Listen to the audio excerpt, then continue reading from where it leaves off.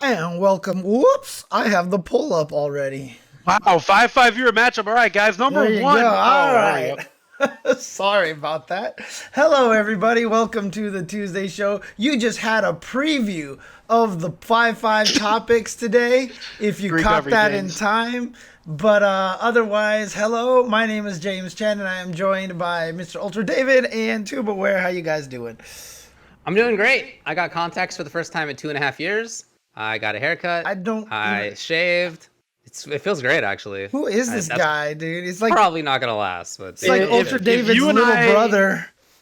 If you and I walked by each other right now on the street, I would not have recognized you. Straight up. Okay. I would have been like, that's just another uptown bro. An uptowner, huh? All these uptown types. By the way, did you guys at home know that Tubbleware's favorite song is DJ Liquid's version of I Can't Stop Raving? Do you guys know that? I have no idea what that is, but I love it. I love it. It's your favorite song. I love it. Congratulations, everybody. As far as the topics we're going to be talking about, you can see some of them on the right. The later ones, at least. We're going to start off by talking about the fact that Pokimane now owns EVO, kind of. We're going to be talking about, sort of, a little bit. We're going to be talking about, as you can see, hey, not everybody gets invited to an invitational. We'll talk about Super Combo. We'll talk about various stuff with Jebailey. Going to be on here to talk about whatever we want him to talk about. That's right. That's how. Yeah, take that, Jebailey. Cool news in KOF. Some big tournaments that happened both online and offline, and other stuff to talk about. But let's start by talking about Pokimane buying EVO, maybe. Kind of, sort of. Not okay. Here's not really. Not exactly. All right. So here's the story. So we know that EVO was sold and that it was bought by RTS and Sony. It happened a while ago, right? We talked about that when it happened. And we knew a little bit about RTS, but not that much. It just wasn't that much publicly available. It was a new thing. It was spun off of Endeavor, which owns like just a bunch of stuff. And we didn't have that much to say about like who's the ownership here. We didn't really know. We just didn't know.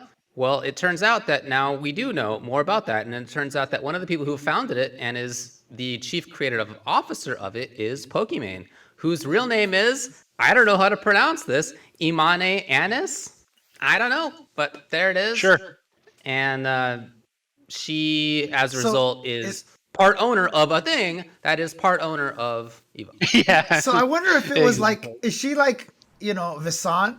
Well, the name was supposed to be Visant, but now everyone calls her Viscant. Maybe she created that handle as Pokimane, and everyone just said Pokimane, and it's just Pokimane. Like, what are you gonna do at that point, right? Listen, James, that's Miss Pokimane to you, okay? How dare you disrespect the queen? Look, okay, Majin Obama. Okay, Majin Obama. Exactly. Hey, man. Look, Little Pussy May knows what's up. Okay. What? Yeah, no, someone actually said she tweeted free MVC2, so, She sure did. She sure did. Yeah, and that probably caused a whole bunch of people to be like, what's MVC2, so that I could respond and try to impress her, kind of thing, so. That seems plausible. Yeah, obviously she's a huge megastar on Twitch.tv, and in terms of content creation in general, I didn't know almost anything about her, if I'm going to be perfectly honest. We were talking about this before the show started. None of us knows anything about her. So I don't have anything either way to say about it in terms of that respect. Like maybe she's a genius. I don't know. Why not? I don't have that much info. I mean, she was a Forbes 30 under 30 recipient. She was the creator of the UCI Esports Scholarship. She's a founding member of Offline TV, which is an online social entertainment group of content creators. So I mean, it's not like she's, I don't know. That seems like all relevant stuff for the kind of things that she presumably will be doing as part of RTS. Right. So anyway, as far as RTS goes, we do know a little bit more about who is in it, and I think at least some of them are relevant for the FGC. So CEO is Stuart Saw, formerly of Twitch and Endeavor. COO is Kim Fan, formerly of Blizzard and Endeavor. VP of Talent Management is Suli, formerly of Twitch. And advisory board has Kevin Lin, who is the co-founder and former chief operating officer of Twitch. Yep. And as far as that guy goes, if you're not somebody who knows who Kevin Lin is, Kevin Lin has had a really big and positive impact on the FGC. Absolutely. He really has. And in part, that's even just like on this channel. So back in the day when Twitch was starting up and when we were starting this channel, Ultra 10 TV, at about the same time, Kevin Lin was instrumental in bringing people in and signing deals between Twitch and content creators, like the early content creators. And part of his focus, a main part of his focus, was FGC. And we were one of the channels that was brought in at that time. James and I met with him at, I think, SoCal Regionals, if I recall correctly, and had a business meeting with him to like nail down the terms of this. And I know that other channels were brought on around the same time, again, like a lot of FGC people. As far as the other stuff that he did later, I don't know how much detail I can get into, but he's definitely a big part of why there has been as much money as there has been in Pro Tours, maybe is the way to phrase it. And not just in Pro Tours, but in other big events. Like if you've ever seen an event that's like sponsored by Twitch or whatever, which used to happen pretty regularly for FGC, he was a big part of the push for those things.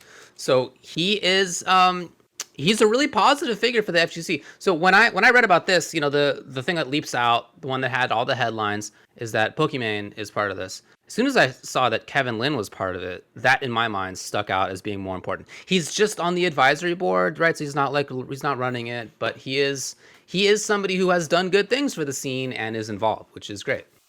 Yeah, I mean, I mean, all jokes aside and everything like that. I mean, there will still be some kind of funny things to say, but like, this is kind of all good news to me. For one, if Pokimane tweets about EVO, I mean, that's going to be more publicity for EVO than I think anything has ever given the FGC, like, in the history of the FGC. That might be the best publicity that the FGC will ever have received up to this point. But also, I mean, look, we don't know how much Pokimane is actually going to do for EVO, right? I mean, at this point in time, it's all kind of memeing and joking around and everything like that. But even still, let's say, Kevin, who does have the history of FGC, really wants to become one of the forerunners of trying to make sure EVO does good things. One, that's cool because we have that position. But two, honestly, this is kind of what we needed in the FGC for a long time is, putting women in more positions of power, right? To have the ability to affect events and have the ability to, a lot of times people ask us the question like, hey guys, what do you think we could do to make the FGC safer for women and more appealing towards women? And it's like, my response is always, we're not the right people to ask, right? We should be asking, women out there how that would work, and putting them kind of in positions of power would be important. Now, obviously, Pokimane's probably pretty new to the FGC, doesn't have a lot of background in it. I don't know. I don't know if she has a lot of history with fighting games or anything like that. But, whatever she can gain knowledge from Kevin or whoever else, and maybe if she starts to learn about the FGC and she just finds out how awesome we are, because the FGC is clearly just amazing and that's it. Like I said, that I think would be a huge benefit to the scene. Well, first and foremost, I need to address something before I even talk about this. To 16-bit and all the 16-bit fans out there, Stephanie, take this. All right? I'm not drinking out of a goddamn jug anymore. I got a big-ass water bottle. So you can hold that L. No more roasting me in the chat. Secondly, I don't know, man. I don't have much feelings on this, to be honest with you guys. I don't think it's a big deal that Pokimane tweeted free MVC2. I think it's pretty obvious that somebody was like, hey, it'd be funny, do this. And she was like, yeah, that would be funny. Let's send these nerds on a witch hunt. All of a sudden they think I'm going to save Marvel and save EVO and all that. I don't think it's really relevant. I think it's kind of silly. I don't think it's like a bad thing that Pokimane is involved. But I do think it's a bad thing that people are running around saying that Pokimane owns EVO. That's like such a stretch to say that, and I do think that's harmful because it's fake news. It's not realistic. I obviously she owns the company or owns part of the company that owns part of EVO. Yeah, I guess you could say she owns EVO, but that's not realistic. I don't think she's going to be that involved with EVO in particular. But I do agree with what David said. I think Kevin is an excellent addition to the team. I hope that he is involved. He's been at bat for the FGC at Twitch forever, and like you said, was instrumental in making Ultra Chen and Level Up and Spooky and all those things happen. So big ups to that. But as far as like all the Pokimane stuff, I'm just not interested. I think it's blown out of proportion. I don't think it'll really matter in the end. I'm just looking for people that have been working with EVO, working with the FGC forever to continue doing what they've been doing and making EVO, like the product that it could be and the product that it can be and has been. I don't think we need a savior. I don't know. Yeah, it just really bothers me that people like to tweet out, "We're saved now. We're gonna save the." We don't need saving. We need improving for sure, but saving, I don't think we need saving. It's a bit much. I don't know. Most of that I think is pretty facetious, right? I mean, it is, but it's like you get tired of seeing it all the time, is all, right? I mean, I get tired when people actually say like, "Oh, I'm gonna save the FGC," or what I'm producing is gonna save the FGC, as we've seen in the past. But when other people are joking about someone with over 3 million followers on Twitter saying that they're going to save the FGC, I think that's just fun memes and stuff. So, I mean, yeah, I don't know. I'm happy to have her. I think it's cool. I'm happy to have anybody who's willing to work with the scene. I continue to also think that it's more important to me that the people who are actually running EVO, right? She's the chief creative officer of this company that partially owns EVO. She is not, I don't know, probably not running the day-to-day of anything, right? I mean, no, I really doubt that. Yeah. She's not going to be picking the EVO lineup, right? Like, I don't think so. Yeah. I don't think so. So, although that would be sick if she did it live on her stream. Actually, yeah. So this is what I mean, though. If she did that live on her stream, I'm telling you, that would be bigger advertisement for EVO than. I'm telling you, it would just be funny. People in the chat are telling me that she's not that big, but let me tell you, it's still more advertisement than even EVO being on ESPN, I think. Oh, no way. I think you're way off base on that one, Bucko. Yeah. Dude, EVO on ESPN probably got a bunch of 40 million eyes versus 100,000. Yeah, but a bunch of those people on the ESPN thing are like, "What are video games doing on the bleh, bleh?" Like, this is actually an audience that might care, dude. Well, I think those people are just the vocal minority. They don't know what they're talking about. I think that's true too, and also their demographic is not gonna survive as long as the demographic that knows that. What esports is. Exactly. Just to be honest. Look, as I was going to say, I think it's more important to me just that the people who are involved with actually running EVO are people who actually know and have been there before and have been part of the scene. And as far as I can tell, that continues to be the case, right? So I'm not concerned that like EVO will be run very differently. They were, when we talked about this RTS/Sony thing buying EVO before, we talked about the fact that they were very clear as they could be, it seemed to me, that it wasn't going to be the case that like only PlayStation games would get picked because Sony owns them, and that Sony and RTS weren't just going to be like running the day-to-day, that they would continue to have a lot of control over how things were going. And I don't think any of that's changed. I mean, nothing in the announcement that Pokimane's involved says that any of that stuff changed. So as long as the people who are running there, yeah, I mean, again, we did talk about the fact that EVO could have been better in any number of ways this time, but like you said, those are about improving things, and we could certainly do that without having like a substantial change about who's in power. Right. And that was just the online one. I mean, I know, for example, Markman is still involved, pretty deeply with EVO and such. So, I mean, he works for RTS, so Right, yeah, exactly. So I don't think we're in a position to be too worried about, having non-FGC people. I especially feel, comfortable with Markman being involved because, he's always trying to do absolutely. good things for the FGC. So, again, for me, it's just, the Pokimane thing will just be an interesting experiment in what kind of extra exposure the FGC can get. You know what I mean? Like, a lot of people have talked about like what Maximilian brings to the FGC, and I feel like Pokimane could do something kind of similar, having as many avenues as possible. Obviously, the fighting game community is never going to really grow that big until the games themselves start being better at teaching people how to play the games themselves.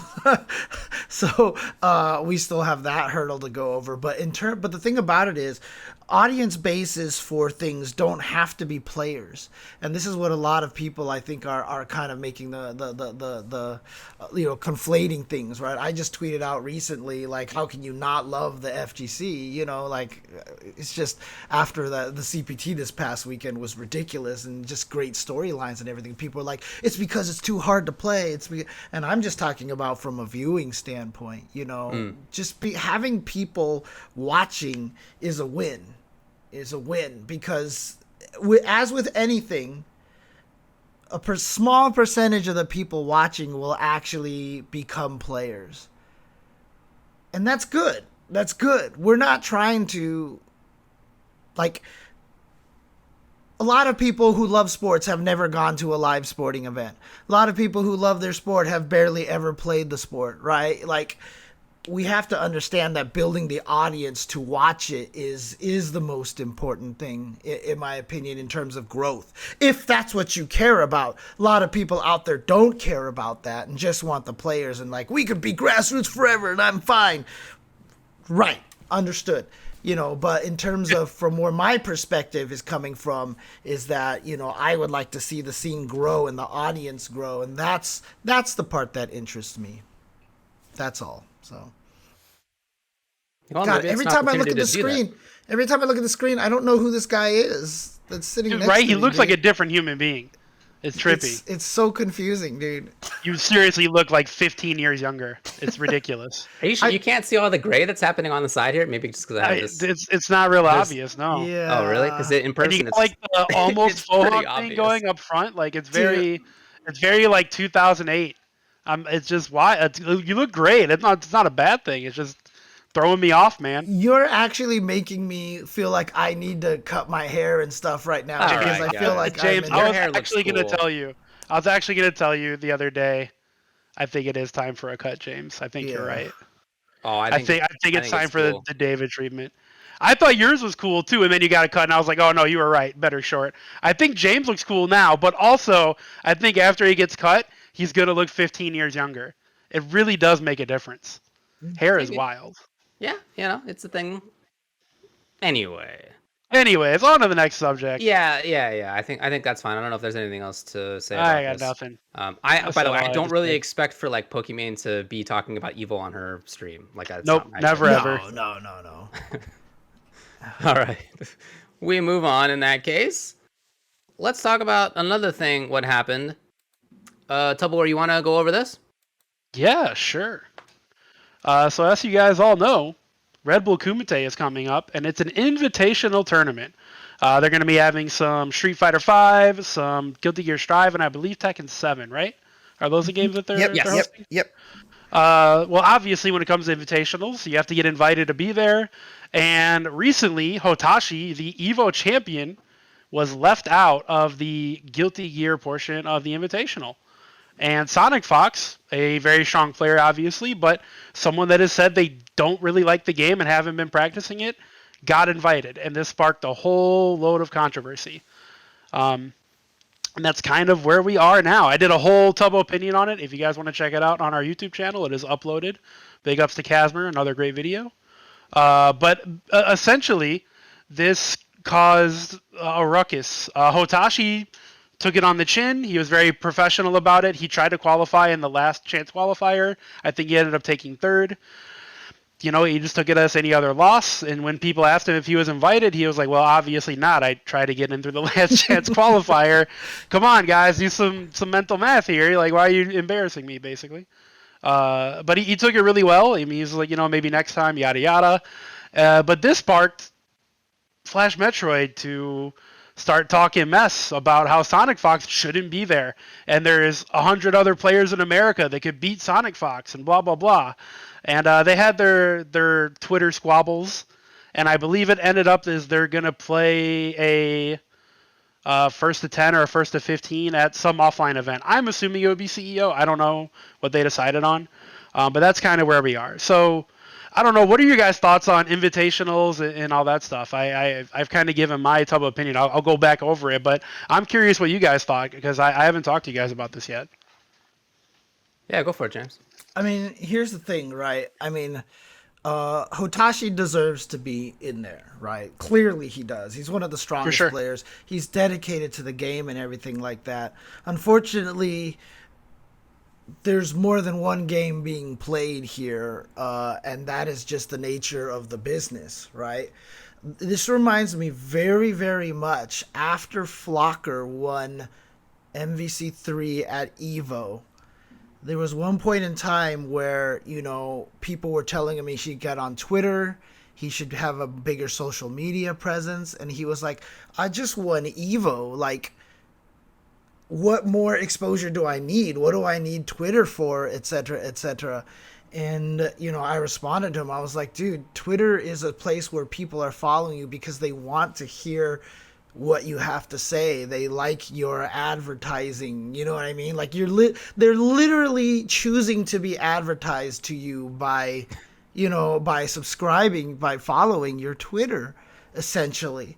And I told him, like, your name is not, unfortunately right now, where, like, Flocker's still playing, clearly. He's in some of those Tong Never Sleep stuff, but how many people talk about him? How many people refer to him? Is he still, talked about in the same way that, like, only in the Marvel scene? Chris G, F Champ, like, all these guys, like, they have a bigger presence as EVO winners than Flocker does. And, that's the problem, is that there is a second game that has to be played. And while Hotashi is clearly one of the best at one of the games, he's pretty good at the other side too, but SonicFox is SonicFox. Let's just put it that way, right? SonicFox is clearly not just one of the best at playing the video games, but at playing the eyeball game as well. And so, of course, SonicFox is going to get invited. So that's what happens. SonicFox is going to get more people watching the Red Bull Kumite, Well, I don't want to speak over David, but I'm really curious, James, because you say SonicFox is SonicFox, right? And I believe where you were going with the whole, like, you should make a Twitter, you should be active on social media. SonicFox doesn't really create content. SonicFox doesn't stream that often. When they do, a lot of the time, it's no cam, no mic. Like, it's just gameplay. It's not. It's really low effort. But Hotashi is an EVO champion. Hotashi was very strong in Xrd. They make content constantly. They're on YouTube. They're on Twitch. And I mean, Hotashi streams like what, twice a day some days, and long hours. Hotashi does everything that we tell people they should do. So is it fair that SonicFox, who doesn't do any of that stuff, gets the invite over someone who does all that stuff? Like, doesn't that seem a bit backwards still?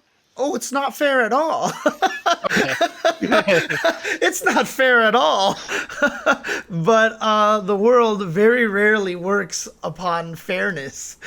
Yeah. Let's just put it that way, right? It almost never comes down to that, right? SonicFox is, they've won, esports player of the year at events. They have a lot of notoriety on the internet. People talk about them all the time. They have a lot of very, clear wins at tournaments and bombastic personality and all sorts of other things like that. And that's a powerful tool. I mean, so many people out there work their asses off trying to build their brand and have trouble building it, even by throwing out all the content in the world. It's the nature of the beast, man. It's really tough. And is it fair? No. No, at all. And I preface the whole thing with Hotashi absolutely 100% should have been in this invitational. Like, to me, it's not even a question. Like, he would have been one of the first people that I put on my list if I were deciding the people to go there, because I feel like he is one of the most important Guilty Gear players in the US right now. Unfortunately, I'm not on that decision-making process, so... The people who are in there, they haven't announced everybody. It's still in a couple weeks from now that it's going to take place. I imagine that's going to keep rolling out. But for Strive, they have announced that BN, BBN, Fox, Apology Man, and Daru Ino are all going to be there. And the LCQ already happened as well. So, I mean, we know some of the people who are going to be there. Who won the LCQ? For Strive? Yeah, uh-huh. I don't even know, to be honest. I forgot already. Did they announce it? Maybe they didn't. No, it happened. It happened. Yeah, it happened. It was online. Yeah, it happened. I forget who it was. I definitely watched part of it. Oh, it was a Diaphone. It was Diaphone. I should know that because I asked Diaphone to come on the show. Okay, yeah. I that's definitely right. watched that happen. But all right. Anyway, these are strong players. I don't know who else is going to be there, but presumably people of like that caliber in terms of both gameplay and like them. And when you think about the other games, here's the lineup just briefly. For SF5, Big Bird, Mena RD, IDOM, Mono, Oil King, Angry Bird, Mr. Crimson, Punk, Problem X, Brian F, and then the LCQ is in person. And for Tekken, Cuddlecore, Book, Ni, Gen, Super Akuma, Anakin, and then the LCQ is in person. And again, there's going to be other people who are announced before the event takes place. So those are really big. Yeah, I mean, just wanted to say that to sort of set the stage for the fact that like they're really picking like fancy level players, right? And some of those are... There are always going to be sort of picks out of left field, I think, is how I would phrase it. That's how I want it to be in any case. I don't want it to always be the same small list of people. It should always be somebody you don't expect to be there. Somebody who's deserving, of course, but somebody who you don't expect. And maybe that's part of the reason for picking Fox. I don't know. I think I agree with you guys that having Hotashi there would have been a really great choice. Obviously, he's very deserving of it. But yeah, this is the case for invitationals generally. You guys are totally right to say that having a presence is almost as important, I would say, as being a strong player. And It's hard to get more of a presence than Fox has. I don't like the fact that Fox is... Sometimes they're negative about games in a way that maybe is like not a great call. So I wish that they didn't do that. Like, it's cool to not like games, naturally. There's games that all of us don't like. But maybe like tone it down a little bit, dial it back a little bit in terms of saying that like you really don't like Strive. I don't know. I feel like no matter what they said, was going overboard. People, yeah, I feel like no matter what they said, they could have been very gentle about it. Oh, Strive is a great game. It's just not really for me, or I'm not focusing on competing right now. Whatever. No matter what SonicFox said, people were gonna go, SonicFox hates Strive, dead game, everybody run, dead game. Sonic, no matter how they phrased it. So you're probably right about that, but just do you. No, you're probably right, but I still think that could have been handled better. And I mean, from what I've seen from their Twitter, it sounds like they're going to be like they are playing a lot and practicing a lot. And they are, yeah. They just played Hotashi in a first of 15. Yeah. So I mean, look, you can bet that like Fox is going to be there to win. I mean, they're not going to like screw around when it comes to something like that. But yeah, I mean, I would have preferred to have Hotashi. It would have been cool maybe to have both. I don't know who else again is going to be there in terms of why it was that they couldn't have both of those players. We just kind of don't know that yet. Yeah. I mean, what are you going to do? I mean, again, like ultimately, it is very significant part up to how well you're known. It's really hard to not have somebody like Fox in if you can at all justify it, right? If this was an SF5 and Tekken only event, would have been pretty weird if they had picked Fox for either of those. Even though Fox has played those games and has actually done pretty decently in some tournaments, but it still would have been weird. Yeah, for sure. Strive Fox was playing a lot and like had great results. It's a logical selection, for sure. Yeah, like I said, it's an unfortunate situation, and Hotashi is definitely doing everything that they can to get more into the limelight, especially winning tournaments and everything. And I mean, it's tough. Like, I wish I could be here. Like, hey, Hotashi, here's my advice to you on how to grow the brand, but I don't even know what the answer is. Like, you gotta do something. I don't know. Yeah, it's hard.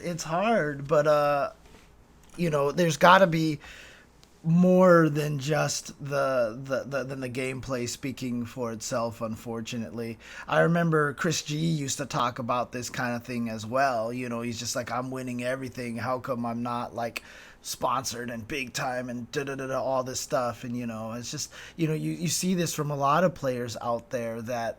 Unfortunately, look at what Justin is doing, right? Like, Justin, in his transition to being more content creator, the tier lists, all these things like that. Like, that's just Panda Global. That's what that is. Panda Global's like, all right, buddy, we need to push out 500,000 views. How do we get them? Justin's like, I'll make an anime tier list. We'll put a video up. Good to go. We got this. Nailed. 500K later. That's the Panda Global YouTube farm, I'm telling you. The farm. The farm, yeah. Yeah, all right. I want to join that farm, dude. Okay. I'll make tier lists, damn it. I think that's a decent transition into this point, which is what Tobo said in his little Tobo Opinions video, which is that for commentators, every event is an invitational, effectively, right? Sure. For us, each event is limited in terms of how many people can be there. It's not the case that it's open bracket in any way. There are application processes for some of them, but for many, there's not even that. There's just, hey, they've sent out a letter or whatever, an email to somebody being like, hey, do you want to be part of this? And that's all there is. So as the commentator, each event is like this. It's something that we're accustomed to. There are a lot of events, but not everybody gets picked for all of them. Some people get picked for some of them more than others. That's kind of how a lot of things are. And I don't know that that's ideal, but that is definitely how it is and will probably continue to be. So it's something that we, I think from our perspective, are accustomed to. From a player's perspective, that's weird because typically it's open bracket, right? You can make your path. Whereas for commentators, it's a lot more about having a legacy is a huge part of it. Having the luck to have just been involved in it for a long time is a big part of it. Knowing people is part of it. Having a big social media presence or streaming a lot or making big YouTube content. Like, there's other reasons that go into it that we have some control over, certainly, but we also don't always have all that much control over it. And that's just kind of how the business goes. Yeah. It's rough, and it's just the nature of getting big on the internet, right? I mean, you just happen to be in the right place, the right time, and it just kind of works out a lot of the times. Now, it's not having said that a lot of people have put in the work and are primed for better advantage towards it.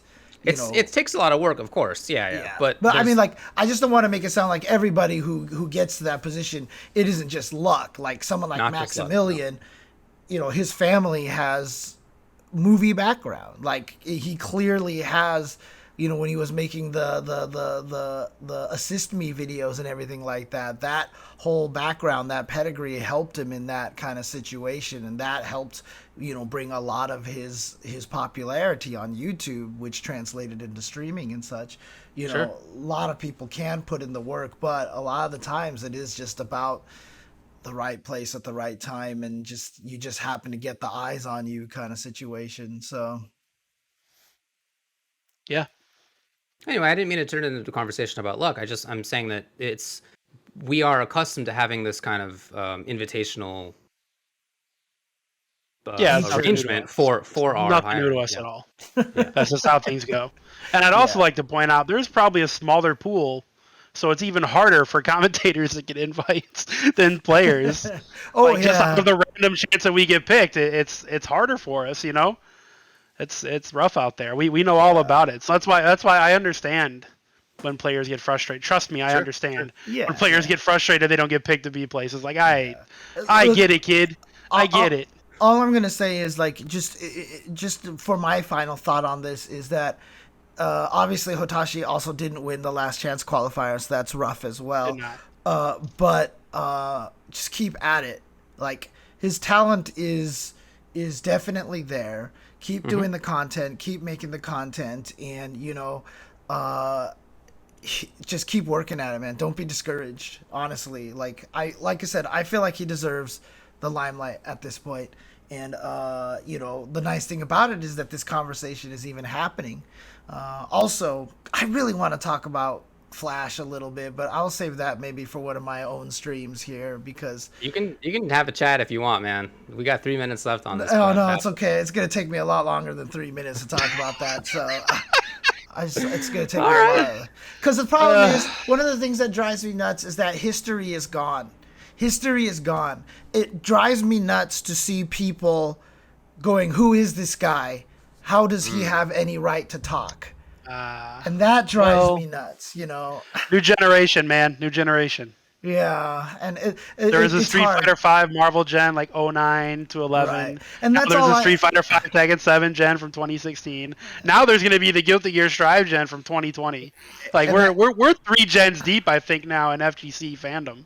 Right, and at least for me, like this is my third gen. Since you're already like third or fourth.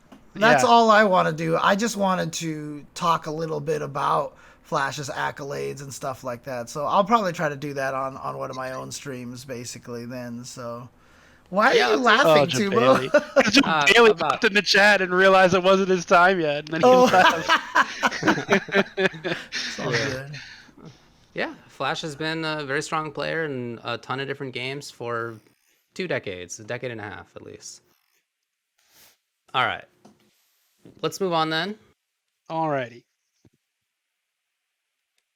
Let's talk about a very cool thing that I wasn't really expecting, but am glad to see, which is that supercombo.gg is now a thing. Check it out. It's on the internet. That's the URL. It is the new home for the Shoryuken Forums. They did a complete mirror from September 28th, 2021, and it's just hosted on there. Also, all the wiki stuff that was on SRK is on there, and it's all going to be preserved. They're also publishing from the archives a series of republished articles from the annals of fighting game history, and that's already begun too. You got it. And they're also doing their own regular news things on there. They have sort of updates for things that are new too, which is super cool. They have as well, to be clear, their own like new forums. It's not just go look at the old stuff. It's like also that there's forums there where you can continue to talk on. It is ad free, but they have a Patreon, which is patreon.com/gottabelegend. So check it out. Here's the backstory. It's on their website, which is how I found out about it. Oh, okay. When EVO was sold, the SRK brand went with it, and SRK was locked while RTS and Sony, as we were just talking about, bought EVO. Also bought SRK, I guess. They were trying to figure out what to do. Eventually, they decided to, quote, legally separate the contents of the forums and wiki sites so that they can be migrated for preservation and development. Apparently, Tom Cannon and Preppy reached out, who were, to be clear, involved with SRK. Wait. Hang on a second. You skipped one word in your summary write-up on the document here, David. Oh, my bad. Okay, here, just to have the full quote. Quote, legally separate the contents of the forums and wiki sites so that they can be migrated for preservation and development, poo-poo-pee-pee. Tom Cannon and Preppy, like I said, reached out to the people now doing Super Combo, who are Kevin Shibarizu Higgins and Jorge Alliance Bustamante. Can I help you guys? Something, I'm just not sure what that was about. Like, is it the legal talk or something? No, David was typing there, and I typed in poo, and then he finished it poo poo pee pee and just left it there in the run of the show.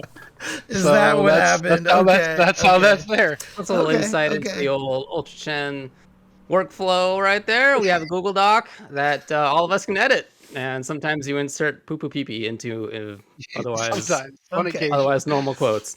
So all right, so supercombo.gg has been founded. I think it's interesting. I like that this is there. What do you guys think about its preservation and also about the fact that it's trying to continue forums and news and stuff?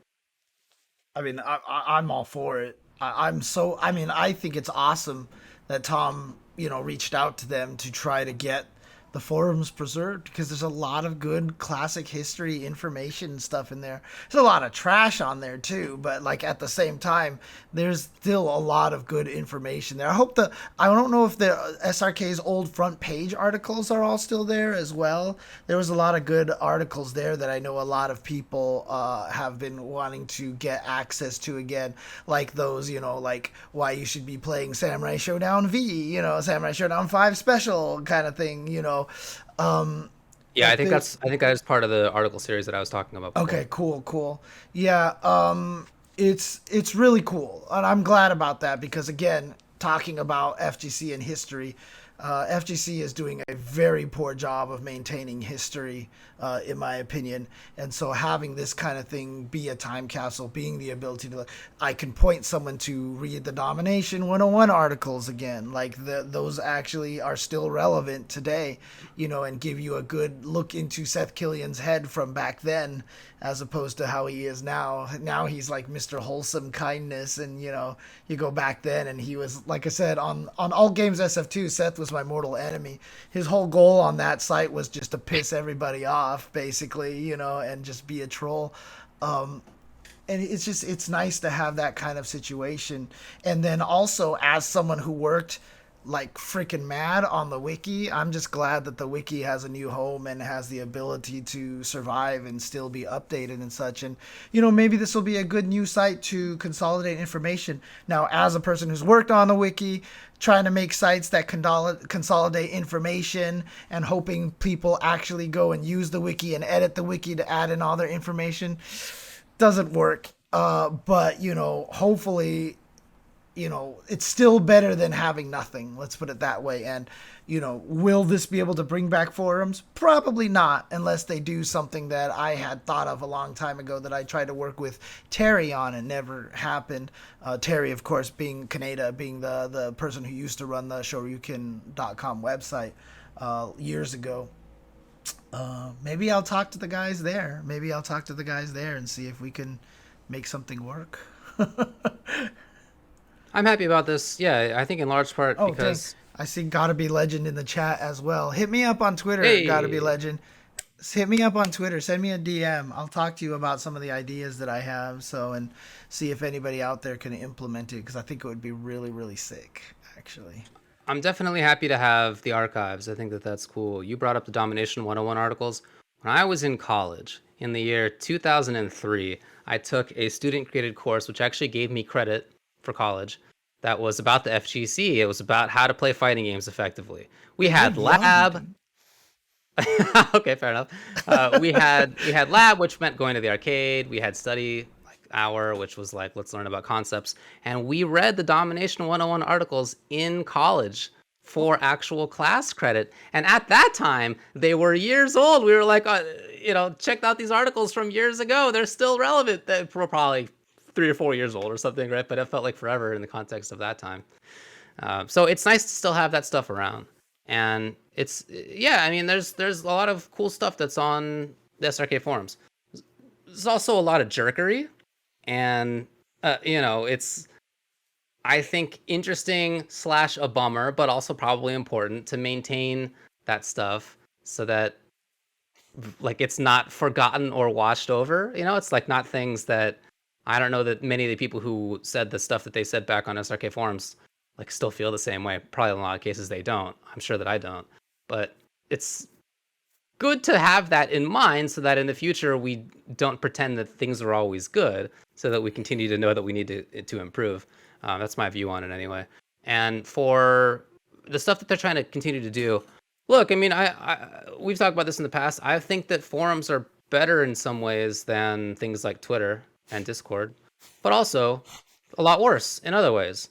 And I don't have a strong preference, I think, as to which one I would rather have more of. I think they just both have positives and negatives, and it would be good to have both, but it doesn't really seem like forums are the thing that has survived, right? That's mostly been by the wayside now. And I mean, I get it as somebody who spent who knows how many hours on SRK forum as well as other game forums and other forums in general.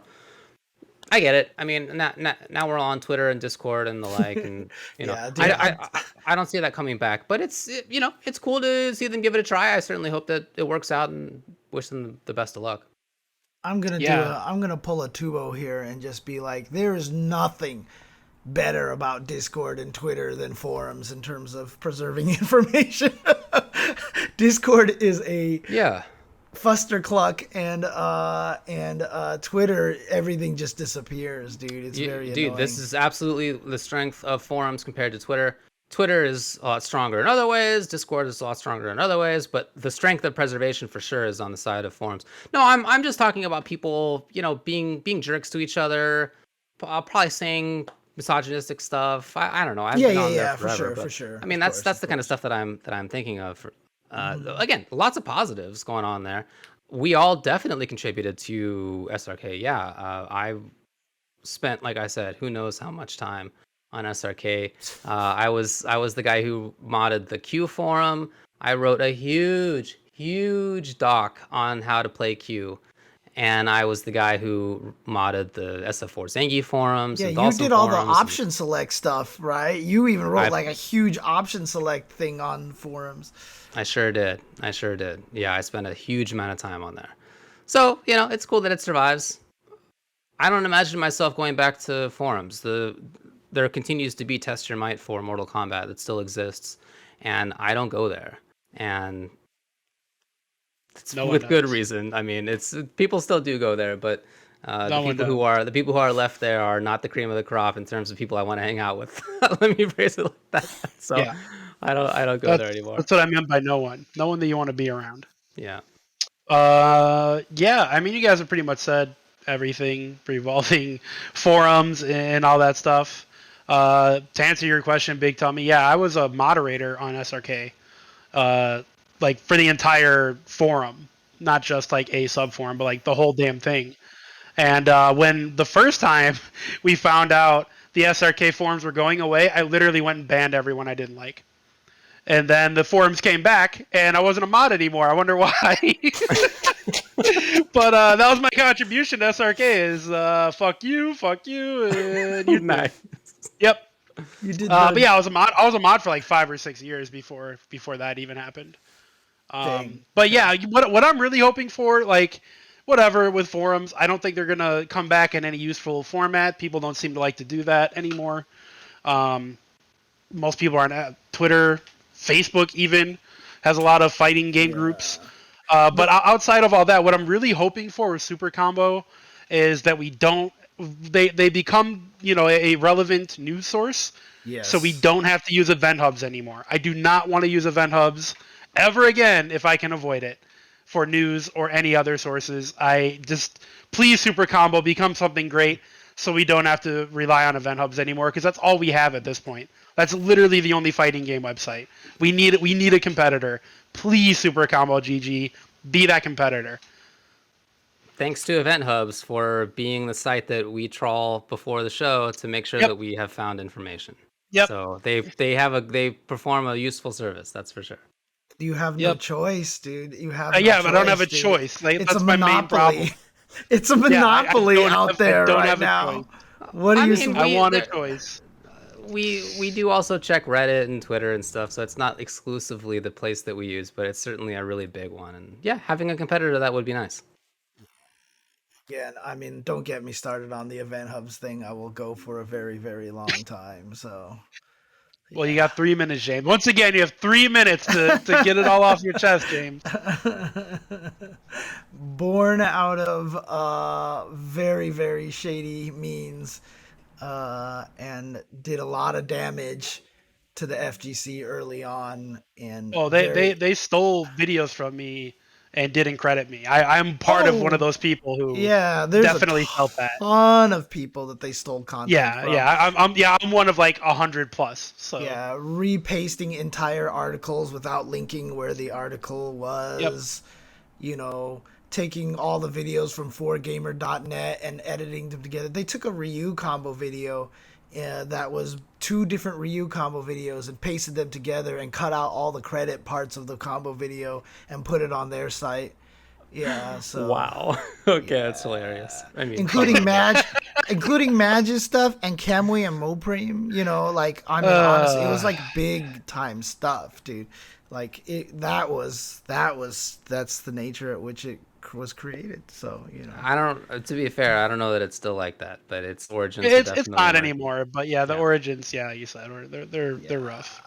But look, either way. All right. As a concluding statement, let me just respond to Fran_LZG, who says, I think that David's onion type FGC website has to make a comeback right about now.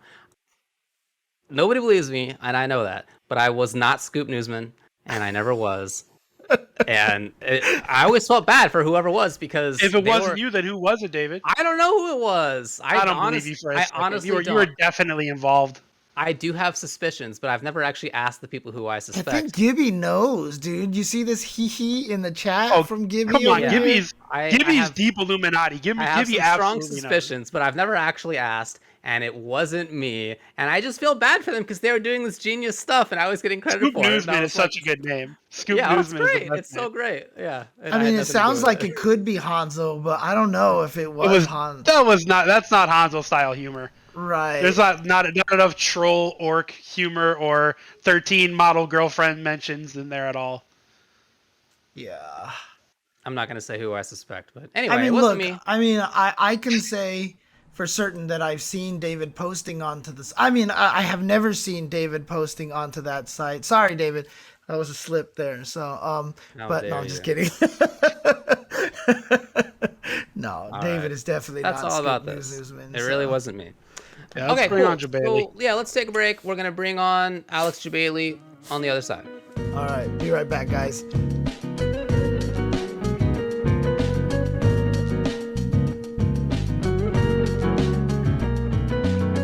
Hello, everybody. Welcome back to the Tuesday show. We are moving on to the next section, and very, very happy that we are able to bring on our next guest here, and that is, of course, Mr. Alex Jebailey, CEO of CEO.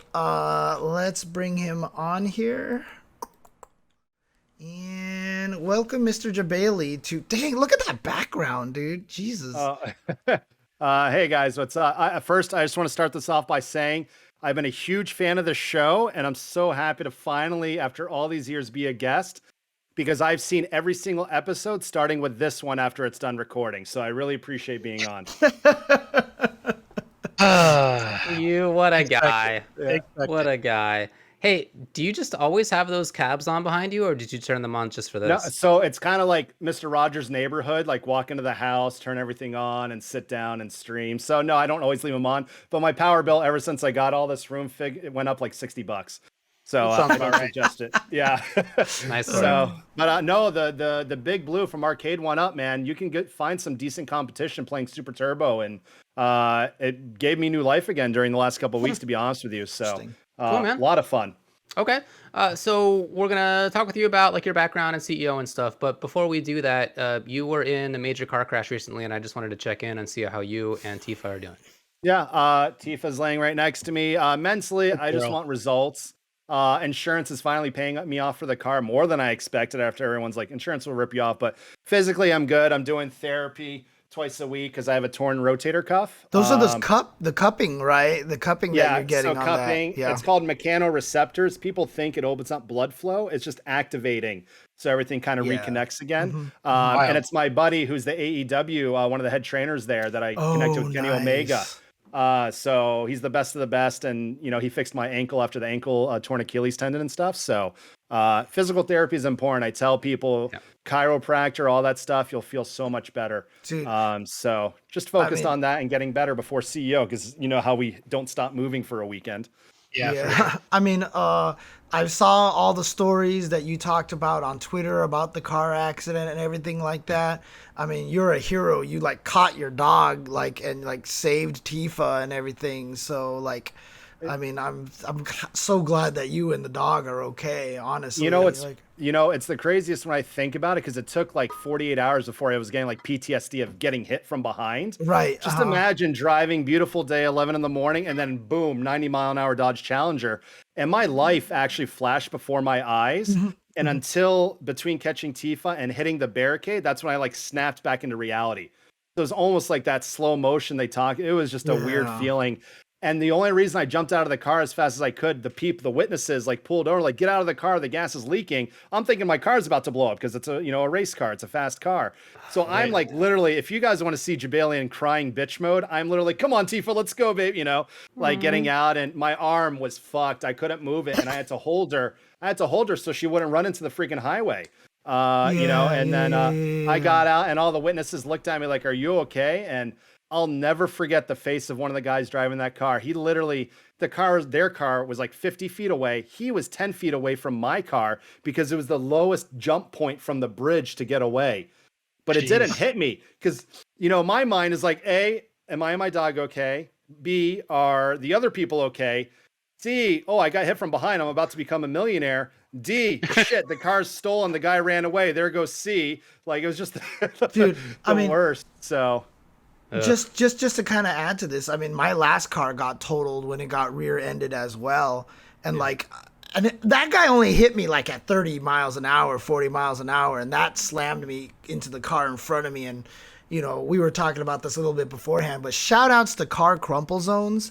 Holy crap, those things work really well. Like, the middle of my car was like fine, but I know exactly what you mean. Like, I can still remember the moment of seeing the car about to smash into me. You know what I mean? And like I said, it wasn't even going that fast for you. I mean, that's got to be absolutely... Couldn't even prepare for it. It was wild how literally everything's fine, then just boom, out of nowhere. So it just, I'm recovering, luckily no serious damage. And it was nice. You know how it is when something bad happens, everyone reaches out to you and you really feel good. And a lot of people from AEW at the top reached out to me like, are you okay? Kenny was the first person to text me and check on me. So a lot of good people. My family, it's funny. My family were all out of town. So I've been seeing someone, and she came and took care of me and took me to the ER and everything. So that was really nice of her.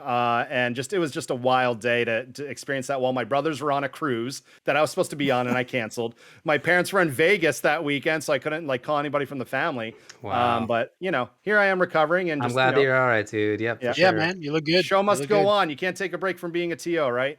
That's right. There was no major physical damage. It's all pretty minor, like for yourself. I had and neck everything. and lower back, but all the therapy's fixing it up. But I mean, if anybody, I'm not trying to toot my own horn, but for the last year, I've been in the gym almost every day. And if I was not bigger up top, then my bones probably would have been cracked. I would not have made it out of this accident. My arm straight up would have flown off. Yeah, you're talking about tearing a rotator cuff. Hit it, and I have a Harry Potter scar, and I'm just like, I got out. I'll never forget one of the witnesses. This girl, she looked at me like, "Are you okay?" I'm like, "What happened?" Like, just walking with my dog, and so it hurt. So they didn't catch the guys then, right? They caught one of them. They're still investigating, so the police reports have not been filed. It could take up to 30 days, which is about now. So I called the detective, and he's like, "Yeah, we don't have any new updates, but we have the other one in custody." And they're, it's just it was a part of a bigger thing that day. And I'm like, man, it was like it was like freaking Fast and the Furious. Then they were stealing cars, basically, right? So it started as a bank robbery. Really? So, yes, and it pisses me off because the news story was and today there was a crime spree where these guys, the deputies had reported that there was a crash near I-4 before they stole another car. That crash was on I-4, and there's no mention of a dog and a man almost dying in the middle of it, so because I knew it was the same story because they had a GPS on the media interview or the media page. And I remember when Kaylee came to pick me up, I had the GPS of where I was standing on the highway, and they're literally 10 feet apart, the pictures. Right. So this is definitely the same situation. But anyways, enough about that. Jebailey's gonna be okay. Again, I'm glad that you're all right. Let's move on. So when people come on, I think it's nice to get first to hear about how they got into the FGC in the first place, and how, not just that you got into fighting games, but how did you get into the competitive side of things? Yeah, so obviously I had two older brothers when I was young. and they picked up Super Nintendo, ColecoVision. I'm 39 years old now, so I've been around for a while. I remember seeing Street Fighter 1 with the 2 big buttons and everything. And when I was 11 years old, and I know you guys hate hearing the story, Blockbuster Video had the Blockbuster Video games. Yeah. Why did I ask? No, I'm going to shorten it. So Street Fighter 2 Turbo was one of the games. So my brothers went and paid $80 for the cartridge so I could practice. And I had discovered the easiest way to get perfects was 3 fireballs from Ken, jump in, fierce punch, DP combo, dizzy him, and then kill him. So I went through the first 8 rounds of perfecting the CPU and then getting the highest score in the entire state. And because of that game, it was like Tasmania and Star Wars. Those games, my scores, I was like 9th place at the store, 20th place in Super Star Wars on Super Nintendo. And then Street Fighter just skyrocketed me. And, that was really I love fighting games. So fast forward FGC, right? So I win that, yada, yada, yada. For over the course of the next 5 years, I'm in the arcades playing Mortal Kombat, Street Fighter, and Killer Instinct almost weekend, every day after school or in the weekends, whatever, because my sister and mom go to the mall. So 2000 comes around, I'm in college. My student union has a CVS2 machine at the University of Central Florida. And up until that point, I had never really known about SRK. I had never been to the B5 series and all that. 2008 EVO when SF4 came out was my first EVO. And back in the early 2000s, we had a place in Florida called the Fun Machine, which was a big place, and Rocky's Replay were 2 of the bigger arcades. And I actually was never in that scene. I was usually at a Malibu Grand Prix. California used to have a bunch of those back in the day. Just going and playing fighting games. And I used to hustle by using my sister's word processor with a 1 megabyte memory and typing out. I would use my Omar, my oldest brother's Prodigy.net to log into the forums and get the fatalities as they were announced or released and print them up and go sell them at the arcades for like $5-10 just to get tokens. Dude, so, hustling yeah, always. I mean, that's how we all are, right? We have crazy stories like that. But so college comes around, and for my birthday, I get a gift card to For Your Entertainment, FYE. And I'm like, what game do I buy? I haven't really been playing much, besides like Final Fantasy 7, 10, and whatever. And I see CVS2 there on PS2 for like $30, and I buy it. I had not seen anything about the game online, and I go home and I put it in. I'm like, let me play with everybody. I was always a Ryu, Balrog Boxer, or Blanca player in the original Street Fighter 2. And I picked King from SNK, and she had like a double fireball, and I thought that was top tier. And then, and when I went to college, everyone was playing CVS2. That's where I met Trent Van Devin, was one of my first mentors. He was actually one of those top 8 qualifiers when GameStop had that Street Fighter 4 series with Daigo winning against that Dawson player. And Alex Navarro, James will remember that name. Yeah, Alex. He was in Miami coming up to Orlando for BMW engineering school. And I let him stay with me for a week, and he taught me everything about CVS2. Within weeks, I'm going to Gainesville for all these tournaments. I got to meet Ricky back then, Archero, play CVS2 with them, and understand the higher level of things.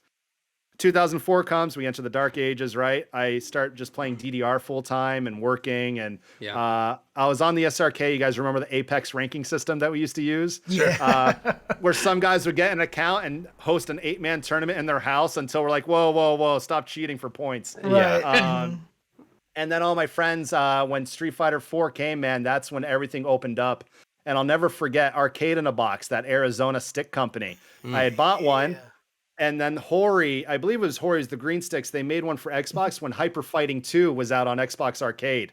And all I did was play them. Like, I missed these games, and then Street Fighter 4 came out and changed the game. We're back in the forum with all our old buddies that played Third Strike, CVS2, Marvel 2. Yeah. And I'm just like, Street Fighter 4 is awesome. Let's play it. We all entered the GameStop tournament.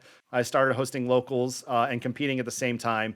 And just it grew from there. A couple years of that, bringing the band back together, as we said, when Street Fighter 4 really started everything back up for all of us.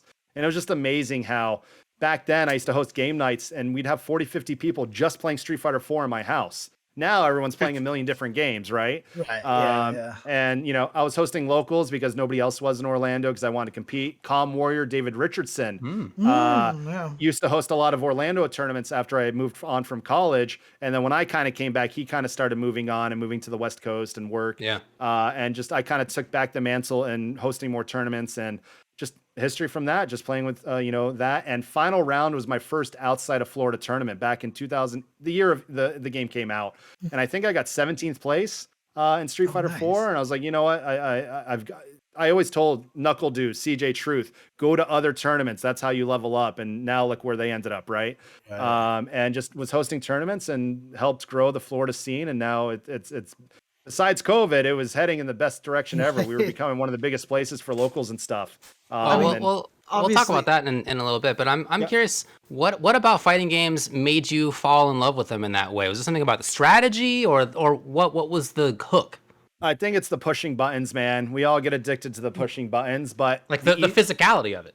Exactly. And the arcade, it was just a hobby that grew into something more, right? I mean, now I run fighting game tournaments for a living with DreamHack, ESL, and CEO. Yeah. But it was the games and the camaraderie, obviously, meeting people, and just became best friends with all my friends. And I was actually a very, very shy guy in college and high school. I was like the media assistant in the student library area. Hey, I was too. I'm telling you, man. I was too. I get it. It's totally possible to go from being shy to being outgoing. It's totally possible. Outgoing and Jebailey are two different things. Come on, let's be serious right now. But no, I was a shy kid, and then fighting games opened me up. Had all my friends from that, and then just the friends you meet, man. We have met so many cool people in this industry. And now look, I got to meet, like Kenny Omega through wrestling because of fighting games. One of my best friends for the last 5 years got to get into the wrestling world because of fighting games, like how much it's tied up. And we always talk about, we want fighting games to be $1 million pro tours, all that stuff. And now look, obviously they're still heading towards that direction. But just pushing buttons, man, it's addicting. And I loved over the years beating people. Cause like, why is a TO beating me? And it would piss people off so much. So I had people in college going like, I quit. Jebailey's just a wall and I fucking hate it. And I'm like, yeah. So, can you curse on the show?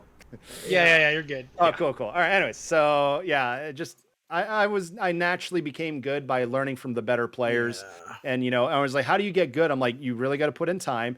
And when I would teach Knuckle Do, CJ Truth, and play with people that weren't new to fighting games, I would always go to training mode, sit there and go, show me your best damaging combo if the player was stunned, right? And that's kind of gives you an idea of where they think or how to punish and all that stuff, and just fun, man. Well, how did you? How did CEO start? But then also, what in your mind? What in your mind was the reason that it became as big as it did? Because it became big pretty quickly, honestly. CEO started because of how a lot of things started. Things get canceled and people got to take the mantle. I mean, I was already doing monthlies, and I actually had no intention of doing anything as big as like a final round or NEC or ECC at the time, because I didn't have the means to. I just wanted to play. Yeah. But it just grew, and then that opportunity, the whole history of, and I'm glad supercombo.gg brought back the forums, because there's the thread of when that game event canceled and when I took over and created CEO. There was someone who was promising to do a big event in Florida. We're gonna do all this crazy stuff. Did they actually prize pool? Did they actually take registrations and disappear, or I forget? It was it wasn't a lot. I think he only had like 150 people signed up at the time, but it was the whole like, Daigo and all those guys are coming, and I have an email with Seth Killian that never existed. And he seemed nice, and he's like, Alex, you host these events, can you help me? And I helped him. I didn't vouch for the guy completely, but once he canceled, we were like, what are we going to do? Some people are still coming. And that's when I connected to the Melee community, because I also played Melee back in the early 2000s as well, before Fox ruined the game for me. And then Men and Not Even Brawl, but I can go on forever there. So he canceled it and just, put it together. And my goal was just run a good Florida tournament, bring the guys together. We had like 300 people in our first year. And I wouldn't say Florida was the black sheep, but back in that day, it was, New York, Chinatown Fair, California, Sunnyvale, Gulfland, and Texas were the big three. Right. Everything else in the country didn't matter, right? Midwest had Midwest MWC and stuff, and that was growing. And Florida had nothing. We had like 3 good players at the time. Navarro.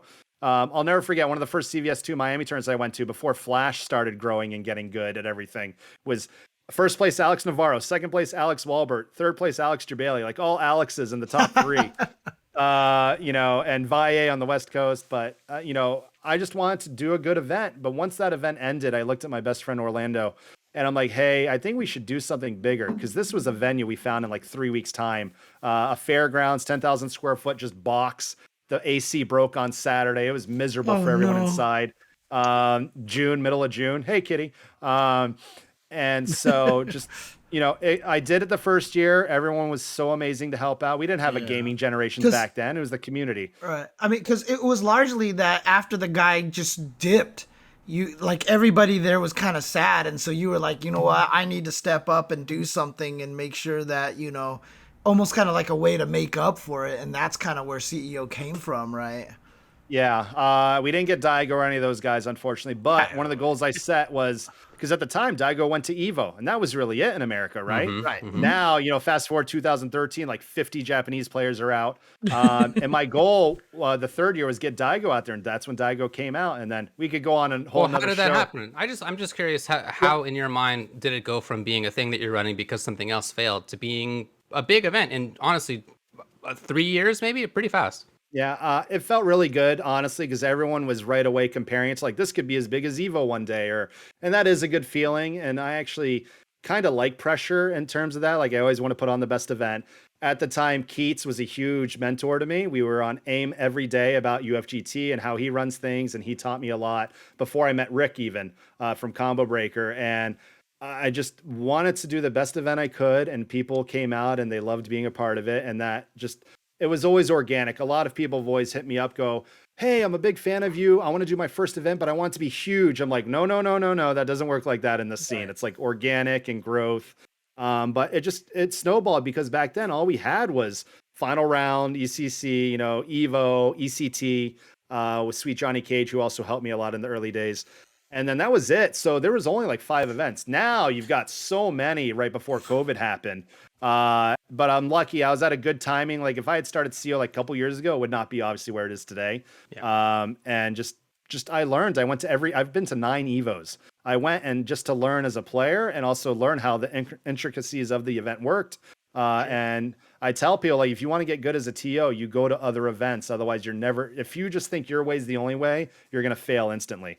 And just, I have fun doing it, guys. You know that. I like to be a part of the wrestling stuff and the tournaments and the special, because end of the day, fighting games is what gives me joy these days.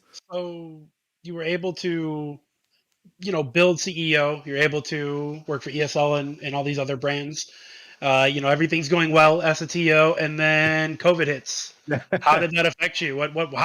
How do you, as literally a professional tournament organizer, how does one survive during COVID? What happened? At first, like right when it really was just like 2 cases, you're like, oh, this will be fine. It'll go away. Like, we had the Ebola scare a couple years ago, and I had an event the same week that, leading up to CO Dreamland. I was the last TO before COVID to have an offline event.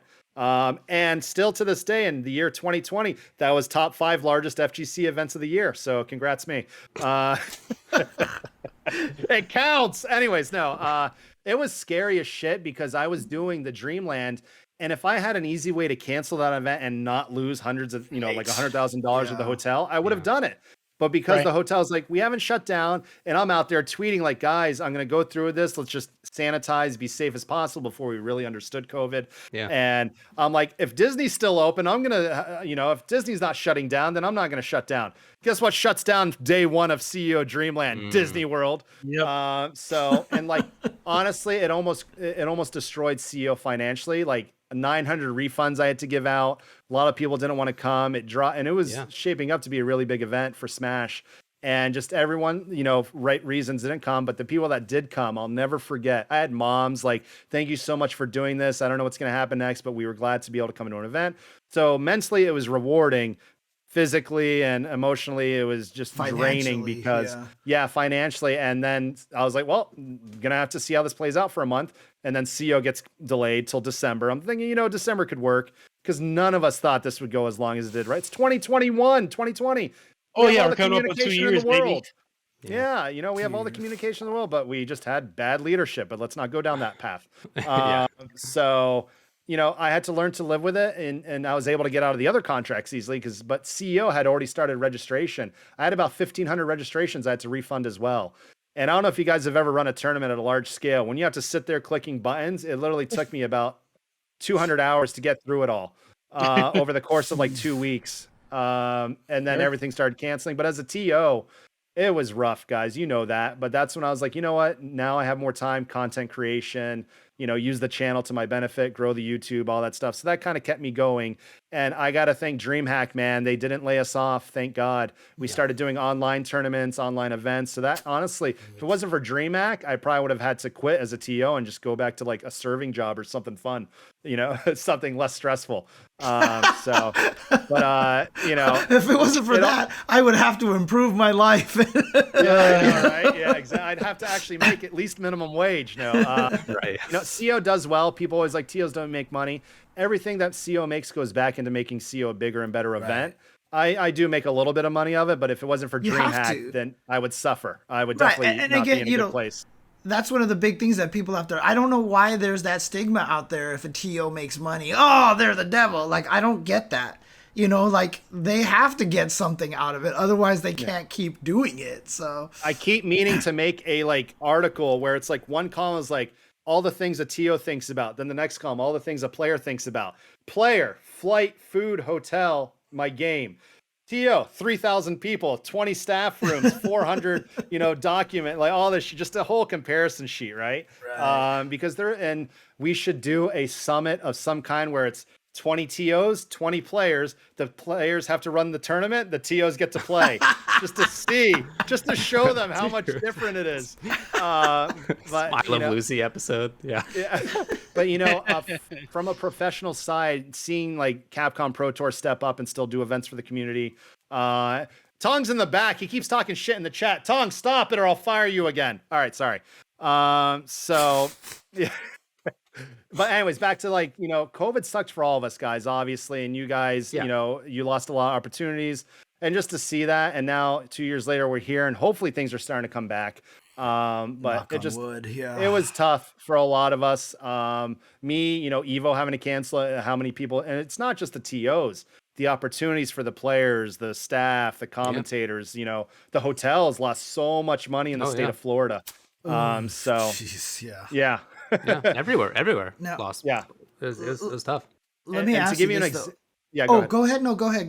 Keep going. I was going to say, pre-COVID, CEO 2019 had 42 countries represented. 6,000 total FGC, then the rest was a part of the Wrestling Fighter Fest show.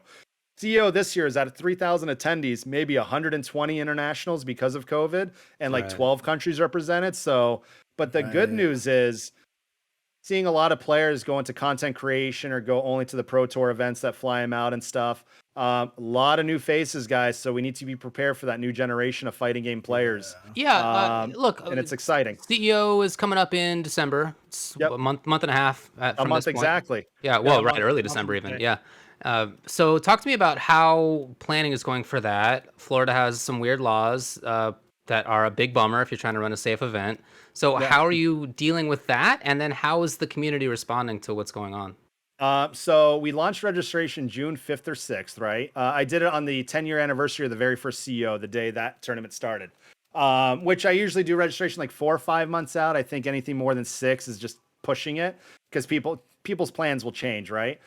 So when I launched that registration, nobody in the history of the FGC would think 3,000 tickets would sell in 20 hours. Like you guys were a part of that and seeing everyone go nuts. And I'm just tweeting. And usually as a TO, you're like, nobody's going to believe me. These many tickets sold out. Like, why is this full in 2 minutes? So at first, this is exciting because in June, we all thought things were going to get better before the Delta was a word. Yeah, we sure did. And, I was ready, obviously, for December. I thought December would be a good time. The weather's beautiful down here. The hotel was wide available for me to do that. And it was originally Otaku, and I switched the contract over to December because I thought September was too soon with everything going on. And so, that happened. Then the Delta happens and things go to shit. Fortunately, things are actually really getting on the better side across the globe. And I pray to God it stays that way for all of us. Yeah. But a lot of refunds, I'll be honest. I was at 3,400 uniques. We're down to about 3,200, which is not a big loss. Yeah. But there was over 700 refunds I have done. And I think I have the best refund policy in the business. I have to keep $20 now from each registration because if they signed up 6 months ago, that's all those PayPal fees I've lost. I've ordered a bunch of stuff for the event already. So to give a full complete is bad. But name an event, a lot of events don't even give you anything back. But I understood from a business point, COVID's still a thing. But for those 800 people, 600 new people signed up. And now we're actually going to raise a couple caps because a couple games dropped down. But overall, planning, the hotel sold out the first day. It's still sold out. A couple multiple hotels are sold out nearby. So people are excited, and it's all like new faces. I see, I read everyone's Twitter, obviously, and I see players like, I'm canceling everything for CO, I'm not going, making a big deal out of it, right? To make it seem like the event's canceled itself. It's not. But seeing, people sign up and go, this is my first event, I'm excited, just as it's a good thing. So preparing we're doing like normal. We're, Rick and Puna, we're doing all the branding, and I have 9 great sponsors this year that are excited to be at the event. And times have changed, right? Like we had 9 Pro Tours in 2019. We have 0 this year, which is also a plus. It's all my own streams and the community streams, so there's revenue there. But the Pro Tours were a huge reason that CO grew to what it was. I don't see us having the usual suspects in the top 8s, but again, it's a shift in the times. I was actually talking to Maximilian about this recently, of like the older players become content creators or move on and do stuff from behind the scenes, and then the newer generation comes. We got to give them that opportunity, and so I'm excited to do that. But everything is going according to plan. We're just that crunch mode, right? It's been 2 years since the last event. We're still waiting until the last damn month to order everything, right? But we'll have 6 streams.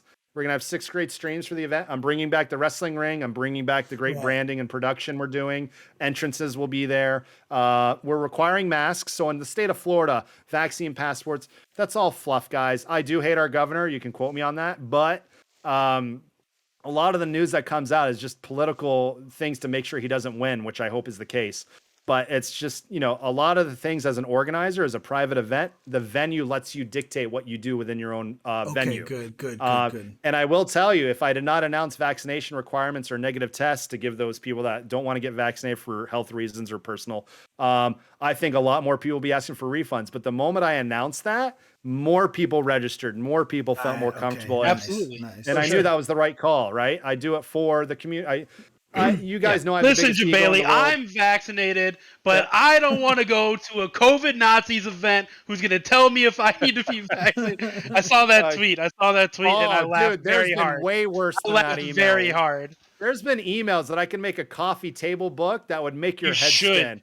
You should. That would be. I would buy that. $50 easy. I would buy that. But our goal is to run a safe event. I wish I had a bigger venue, because that's the one thing I think about that's gonna I don't think about it anymore. But if I didn't have that 3,000 person cap, who knows how high those registrations could have gone, right? Could you imagine the trajectory it was on? It could have been 6,000-7,000 people signing up, and then. So it's good news for all of us. Frosty Faustines is going to do great. Lots of Smash events have already happened. People are making their own decisions if they want to go. Just get vaccinated, man. Take precautions, and hope for the best. And I think you'll be okay. And yeah, no canceling. People are like, "Are you going to cancel?" Like, dude, there's no, I can't because I would just. No, it's not that I can't. I would disappoint the 3,000 people that really want to go.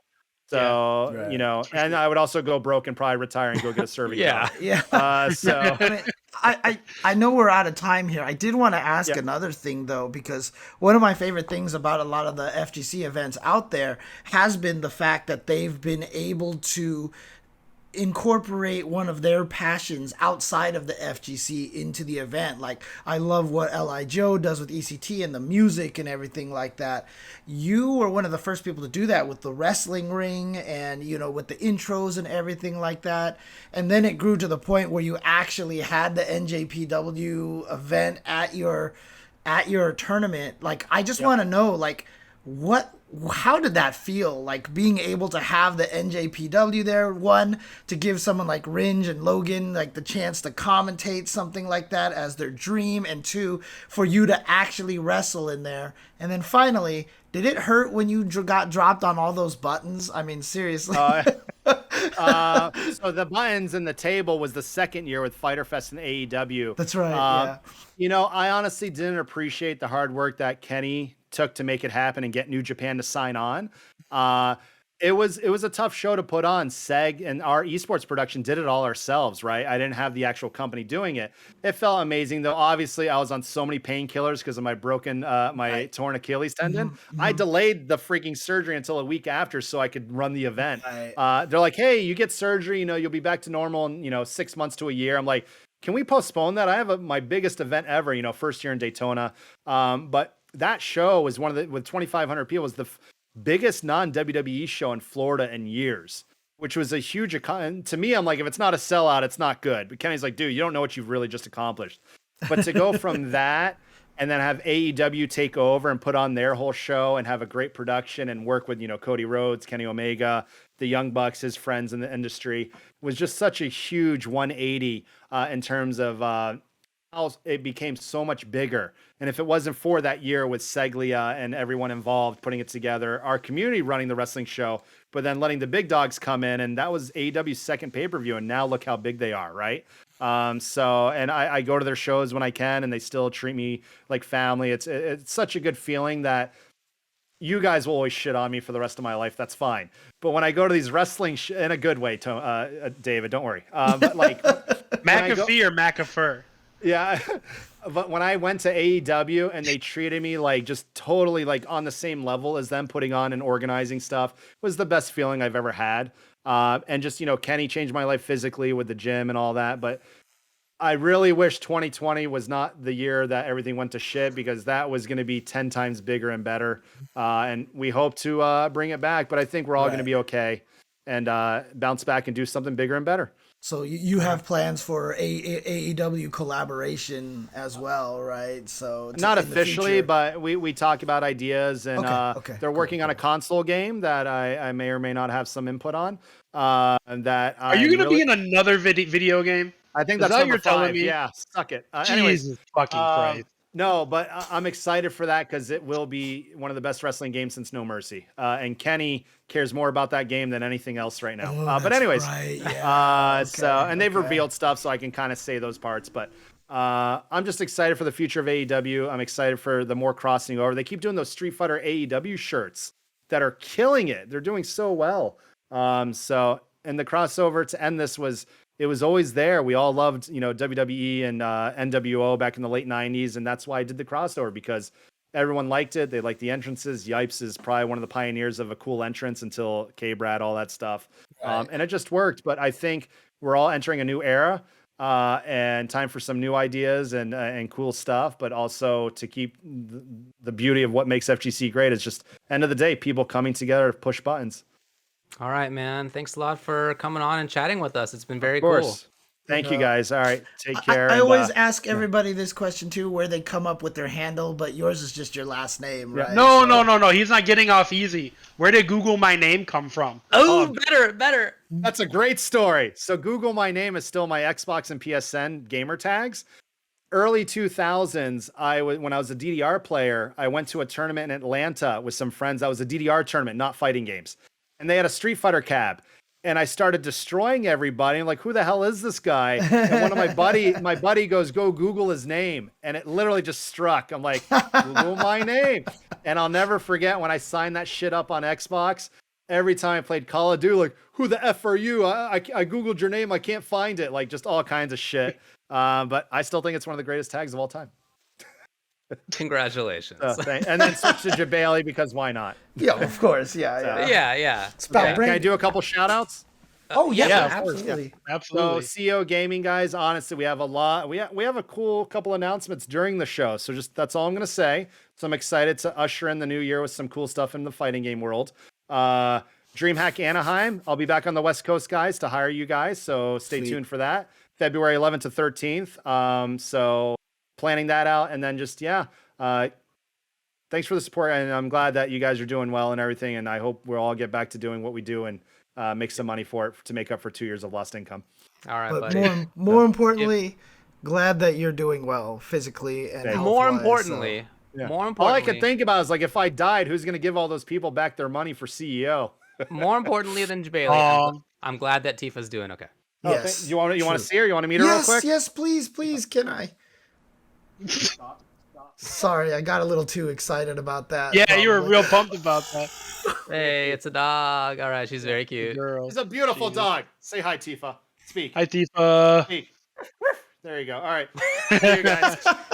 Dude, she's so adorable. All right. She's adorable. Guys. She's adorable, dude. All right. Later. Later, Alex. Thanks for coming on. Good night. Of course. All right. Get out of the Discord call, too. You're still in there. I see Bye. you. Yeah. All right. Oh, what a cute dog. What a cute dog. Anyway, now my nephew knows what Jebailey is. So congratulations, everybody. Let's move on to the next one. There's the real life Jebailey. Yeah, I can tell my cousin that I know who I'm very Jebailey. proud of all three of us for not bringing that up, by the way. We did a good I was job. absolutely going to not do that. Yeah. Nope, no way. Yeah. I still remember one time, I think it was one of the Brooklyn beatdowns. Like we were like, because there's a CS:GO tournament there, and people were standing in line with a bunch of cheerfuls, and there was one of them with the big old Jebailey face on there, and I was like, this person doesn't even know who Jebailey is. Nope, they sure don't. It's pretty weird times. All right, let's move on to 5-5 matchup, where of course we take questions from you, and we let you also vote on which ones we talk about. Look, I flashed the questions early on in the stream, so we're gonna just vote on them now, starting now. So people You really got to stop flashing people, James. Yeah, We've talked about all right, this. okay, here we go. Here's the things. All right, and James is going to be setting up a poll whilst I read them out. Number 1, would a fighting game that releases more characters and faster, like every 3 to 4 weeks each, but the characters aren't as new or original, do better than current games who release new and unique characters but on longer time spans? 2, a new fighting game comes out with a broken character in it. How much time would you give the community to figure out how to play against it before banning it from tournaments? Most curious in the context of 2021, where information spreads quickly and emergency patches happen. 3, Yipes and Friends did a can opener with MVCI, which is last week, a game generally shunned by the FGC. Still, the event was very successful. Do you think people avoid engaging publicly with a fighting game that they like, but that the FGC is antipathetic to, to steer clear from the negativity? 4, Ultra David's talked about the difficulty of commentating foregone matchups before, but are there any drastically imbalanced matchups that are fun or interesting to commentate? Huh. Interesting. Okay. There you go. The poll should be set up. You can type in !1, 2, 3, or 4. For subscribers, you can actually vote more than once. So get your votes in right now, and we'll see how this goes down. I'll usually just kind of watch the trends of how this is going before I decide which one that we're going to do. And so currently the trends are pretty clear, but we don't have very many votes in here yet. Get your votes in there, everybody. Make it happen. Jeez. Come on. You excited there, David? I don't know. Make it happen. Vote, right. vote, vote, vote, vote, vote, vote, vote. Vote, vote, Looks vote. like 4 and 3 are pretty far ahead. Yeah, 4 and 3 are pretty far ahead. 3 is catching up to 4 right now. So I'm going to give it a little bit. We need the top 2, right? Well, so we just had a big old shift over here, so they're tied now. We're only doing one 5-5 matchup? We're only I doing thought we were one. doing 2.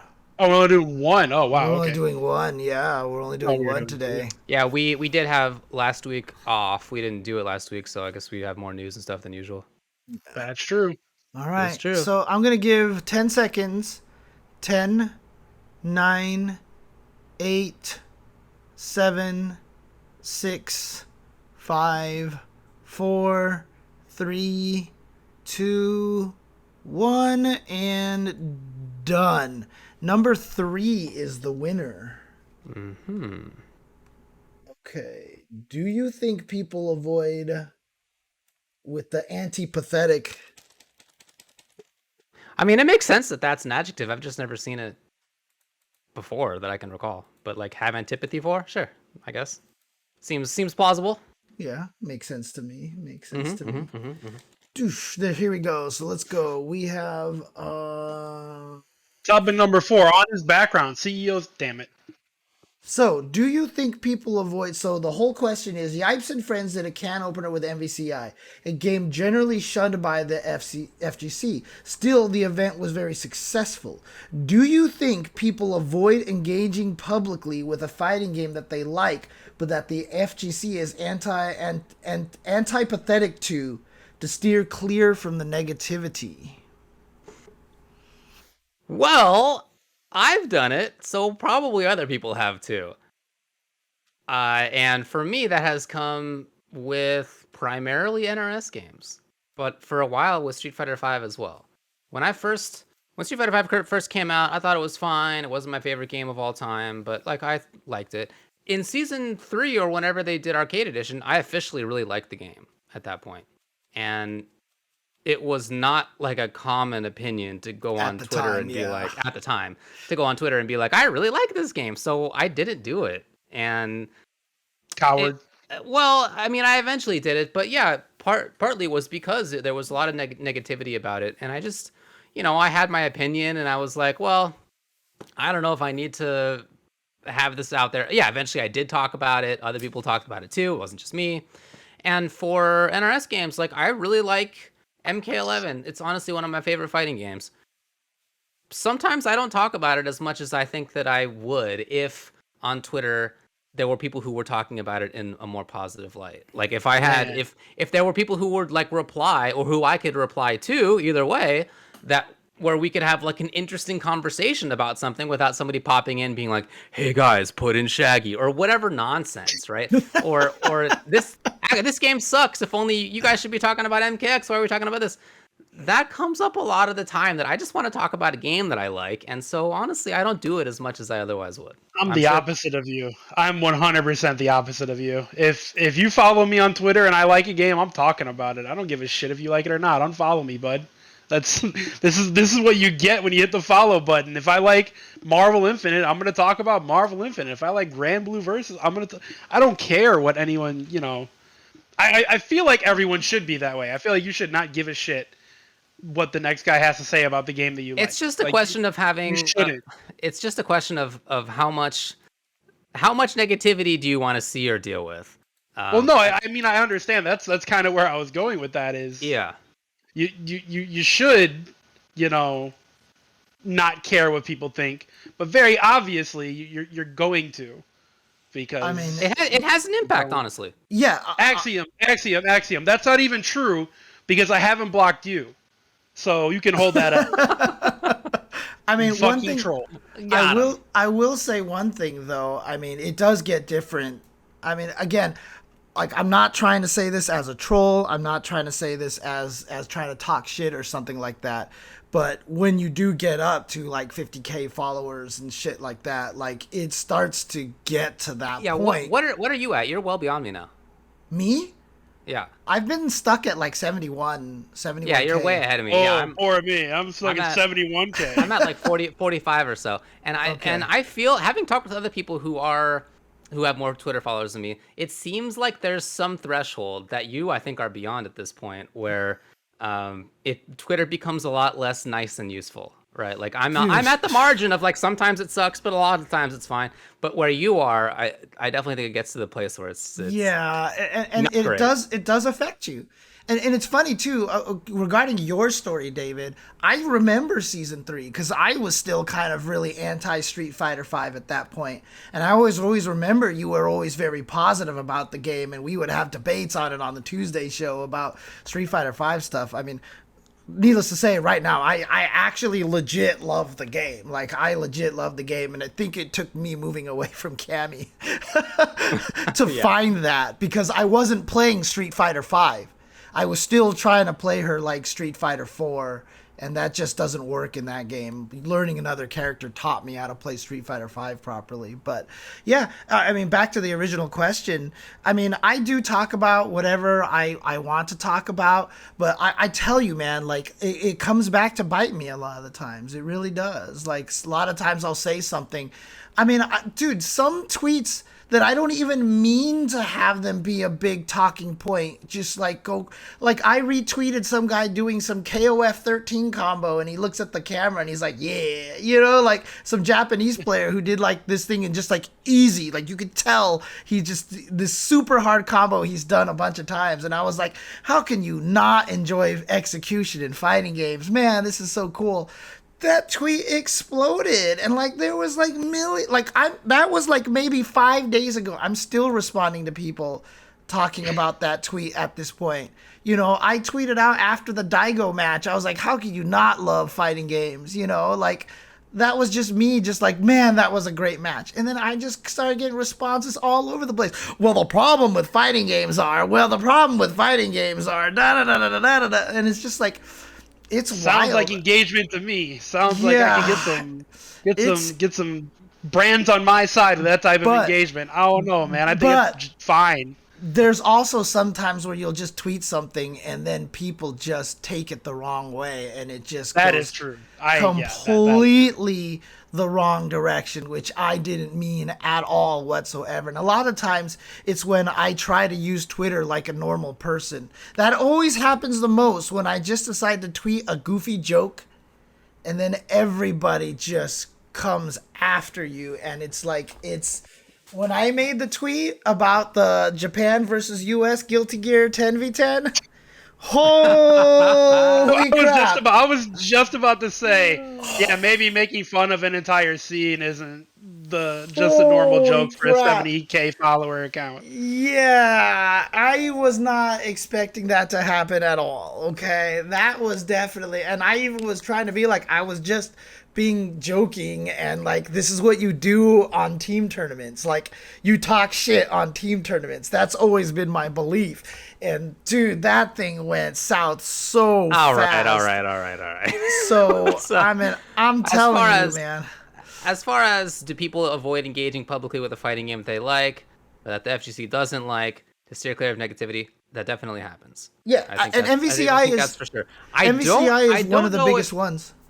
Honestly, it is. Maybe I think that's part of it, but I am not at all convinced that it's all of it, or even maybe most of it.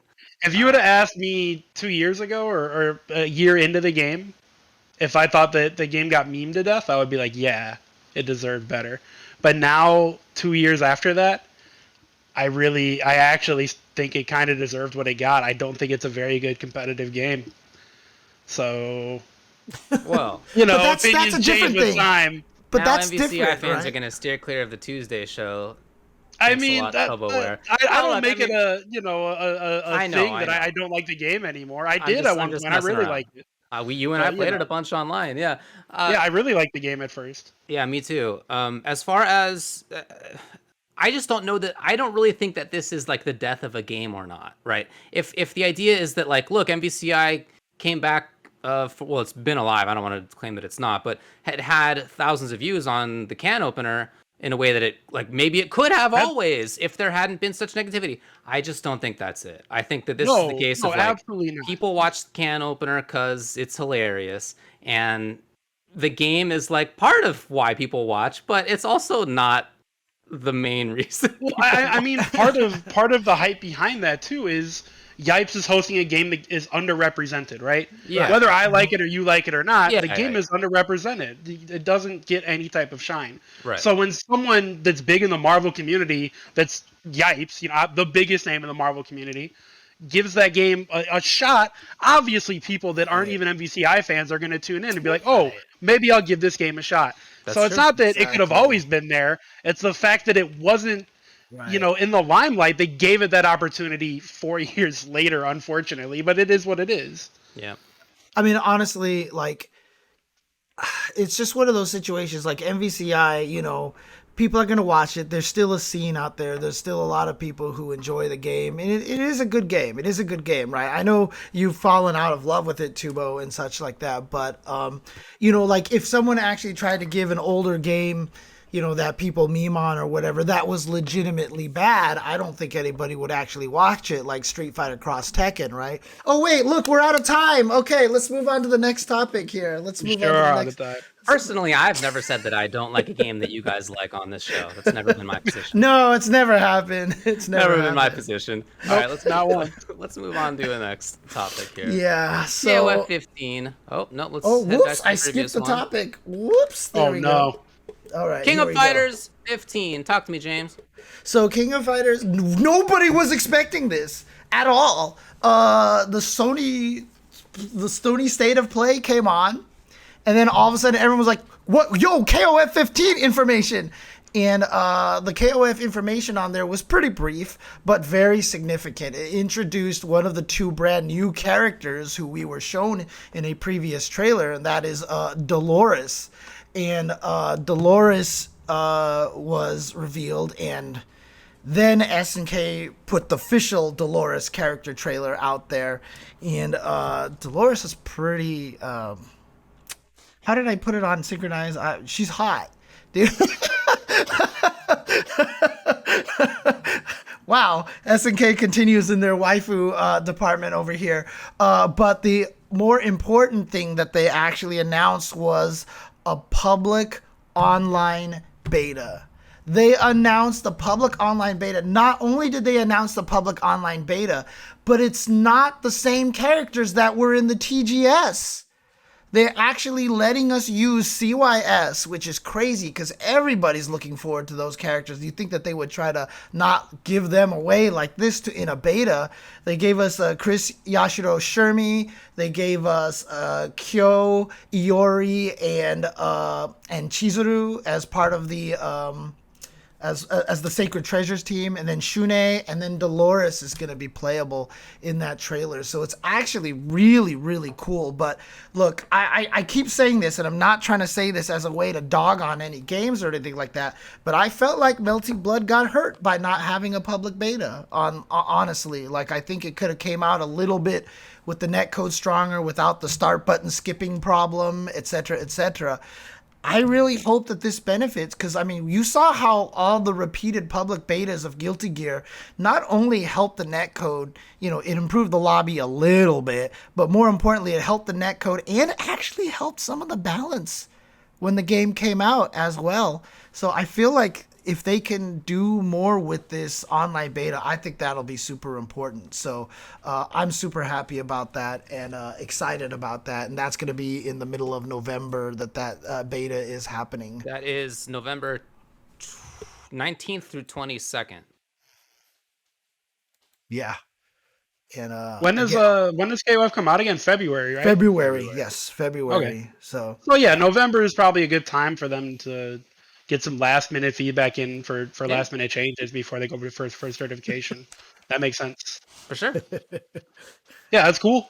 I feel like maybe you guys finally had your expectations shattered when they announced the public beta. Yeah, they finally did it. They finally did it. You're actually right. Yeah. They finally did it. As far as Delores goes, she has like earth-based attacks or something. Like she's like a Earthomancer or whatever that would be called. Earthomancer. That's what we're going with. I don't know. They said like the so power, antipathetic towards me. The power of holy earth or whatever like that. I mean, she's supposed to be part of the same clan as Kukuri, who's the guy who fights with the mud. He like dissolves into the mud and stuff like that. Yeah. So there's something to that degree over there. But again, I'm glad.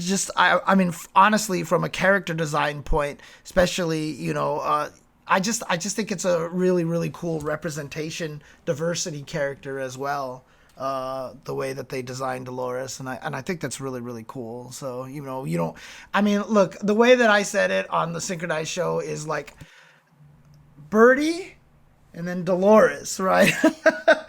Like what they did to Birdie is still one of the most painful things to me that Street Fighter's ever done, and I just think that the Delores is a really, really nice design, and I think what's wrong with Birdie? I'm so confused. What do they do to Birdie? Dude, they like turned him into this big like lazy dude. Like I don't know, I'm just not a fan of Birdie, dude. I'm just not. Just hating on the fat representation in the Street Fighter game. I'm fat too. I don't know what you're talking about, dude. In conclusion, yeah, she looks cool. All right. Yeah, she does. She's cool. So we move on.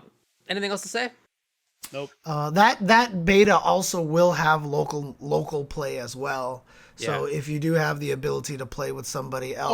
Also, the beta has the elimination mode, right? Like the character ban mode. I believe it does. Probably, does it really? Probably. Yeah. I believe they said that it was part of the beta, which is really cool.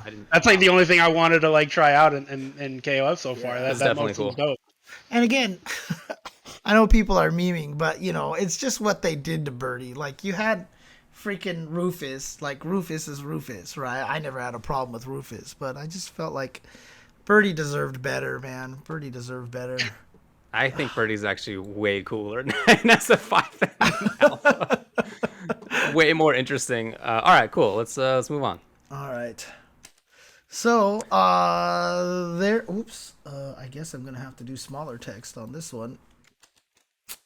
There apparently is rumors coming out that Warner Brothers is developing a platform fighter, and like there have been like crazy leaks and stuff like that from certain people, and I've seen like I've heard that videos about leaks have been deleted off of YouTube, which kind of always adds to the credibility of these kind of things. But apparently, I mean, the tweets have been getting removed too. So oh, really? Dang. There's straight up copyright claims from Warner Brothers, which pretty much verifies. Okay. So yeah, but I mean, there's like, speaking of Shaggy, like David was talking about for, Mortal Kombat, apparently he's supposed to be in there, and like, Batman, Superman, whatever. I don't know, but like, Finn and Jake. Yeah, so the question is, though, if this game is being made, one, cool, sure. I mean, like I said, it's been kind of weird because we haven't had a lot of new fighting games on the horizon. Like, literally, KOF, Dungeon Fighter, and, like, I feel like that's it, right? Like, there's no other... Street Fighter 6 is obviously being worked on. Right, of course. Tekken 8 is very obviously coming. Yeah, so, but this is like one of the first tangible ones out there that people have been talking about, which is cool. But the question is, at least I've had very few interactions with these rumors or anything. I haven't read much about it or anything. I haven't seen them all. Paid much attention to. Is this what the NRS crew is working on? Is this what this is not an NRS game? This is not an NRS. Yeah, I don't think it is. Yeah, it is not. Well, I can't say for sure. The leaks and rumors say that it is not an NRS made game. It's just a Warner Brothers game. Okay. Someone else is developing it. I don't believe the name of the company has come out yet, though. Interesting. Okay, so but it is not NRS. That has been one of the rumors. A lot of the what curiosity of what the NRS guys are actually going to be doing, we still don't know at this point, right? So, well, James, the Game Awards are coming in a month and 8 days, something like that. So the Game Awards have been an NRS announcing event before. I expect to see something from them there. They've been far too quiet. Interesting. I mean, it's curious, right? Because obviously we have the Nickelodeon fighter, which was, obviously made by a lot of people who love Smash. And, I'm curious to see what kind of pedigree is going to be working on this game, if it's actually something true. But like I said, with the way that things have been C&D'd so fast, probably true. Yeah, all signs point to true. So, David, what are your thoughts on all these copyright strikes and videos getting removed from YouTube? You guys know that I'm not a big fan of how copyright works on YouTube. We do know. Enforcement of it is overbroad. Boy, if you have come across a video or a screenshot of a purported leak, and you have a major channel that actually is like how you earn money, please don't post it on there. Please. Not a good idea at all. Very bad idea. Yeah. I hope anybody who did that will be okay, but I don't know, because man, what a decision. Big deal. That's a real big deal. Yeah. And whoever may or may not have done that probably didn't even realize they were doing something that could get them in trouble. I'm sure that's true. That's kind of the worst part about it, is they had any idea that this would be a bad thing. They would not have done it. But, people make choices. All right. So this is definitely referring to stuff that I am not aware of, I think. Oh. Well, James, you should read up on the local news of the FTC. I will go and try to look at stuff. I mean, no reason not to say. Hungrybox put up videos of the leaks and stuff on his channel. Yeah. And I mean, I don't know what's happening, but like, that sure is a big risk to take. And... Well, the videos are gone. The tweet that had screenshots and such in it has been the media has been removed. The words are still there. The tweet's still there. It just says this media cannot be accessed. So they removed the picture. Honestly, this is one of the things, going back to a former discussion about the forums versus Discord versus Twitter stuff. Like, social media has become, like, a lot of people are typing in the chat, is about clout chasing now. And forums, forum clout was built up through time and actually being informative and logical and stuff like that. I don't know a lot if that's of times. true. It's not always true, but at this point in time, I just don't think it would work anymore. I don't think that's the reason why forums would work at all anymore at this point. So, yeah, because I just. Those are some roast in the glasses you're looking through, James. I know, man. Super roasting it, homie. Anyway, I never went to the general discussion forum. Okay, I stayed away from there. Dude, even the regional threads were just as stayed away. Stayed away. Yeah.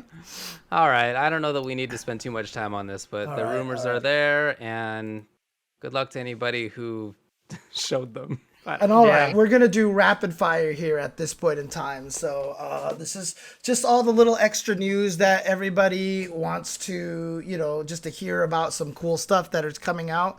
So let's get started here. First thing announced that is Capcom has officially announced that a new package for the Season 5 characters, including Luke, will be coming out in December. That should be sometime after Luke has been released. But if you haven't picked up any of the DLC up to this point, you can grab them all at once with a basically all the Season 5 DLC characters all at once, which I think is cool. Street Fighter's been very, very good about making sure that people trying to catch up to the game don't have to spend an arm and a leg to get these games. I think it's interesting that we used to get Super Street Fighter, Super Ultra Street Fighter, Hyper Super Street Fighter.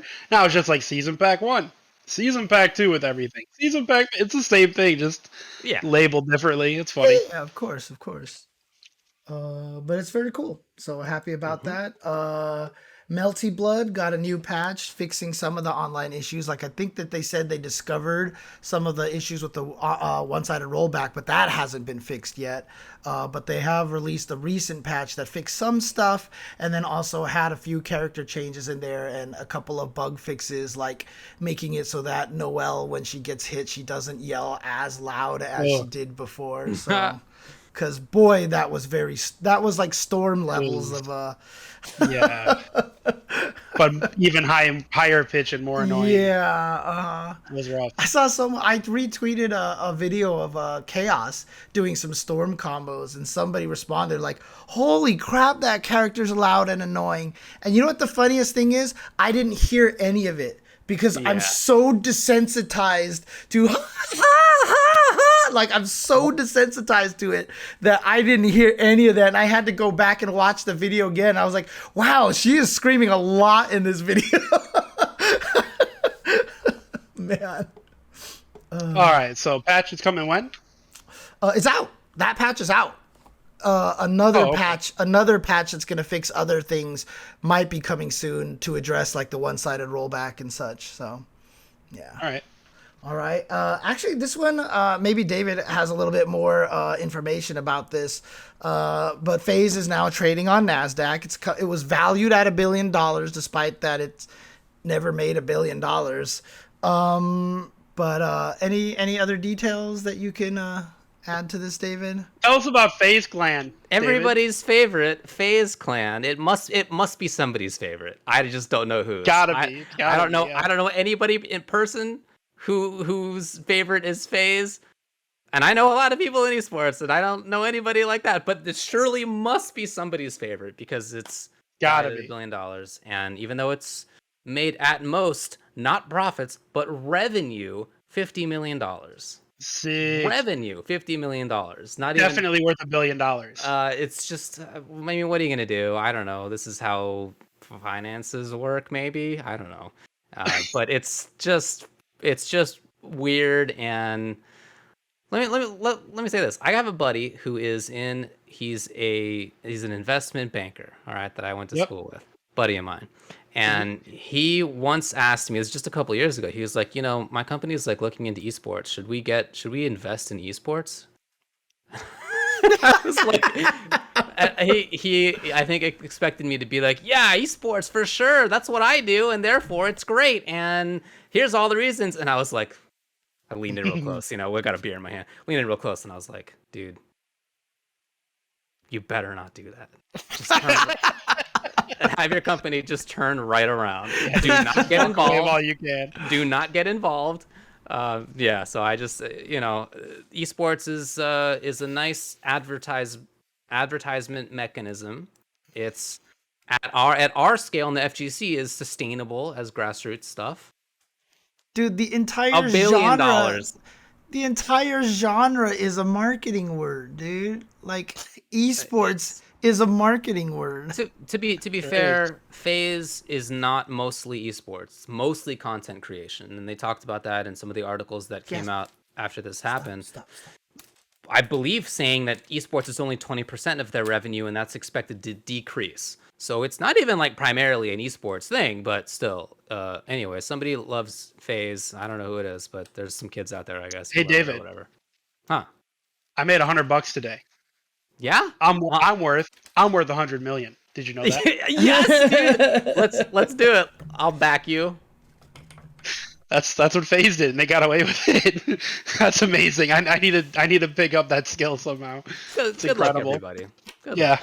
Incredible. Oh man. All right. Let's go on to the next one. Red Bull continues to put out really cool content out there, talking about fighting game community stuff. We talked about last week about their video on Chinatown Fair that they're doing, and I think they're doing more on some other spots later on.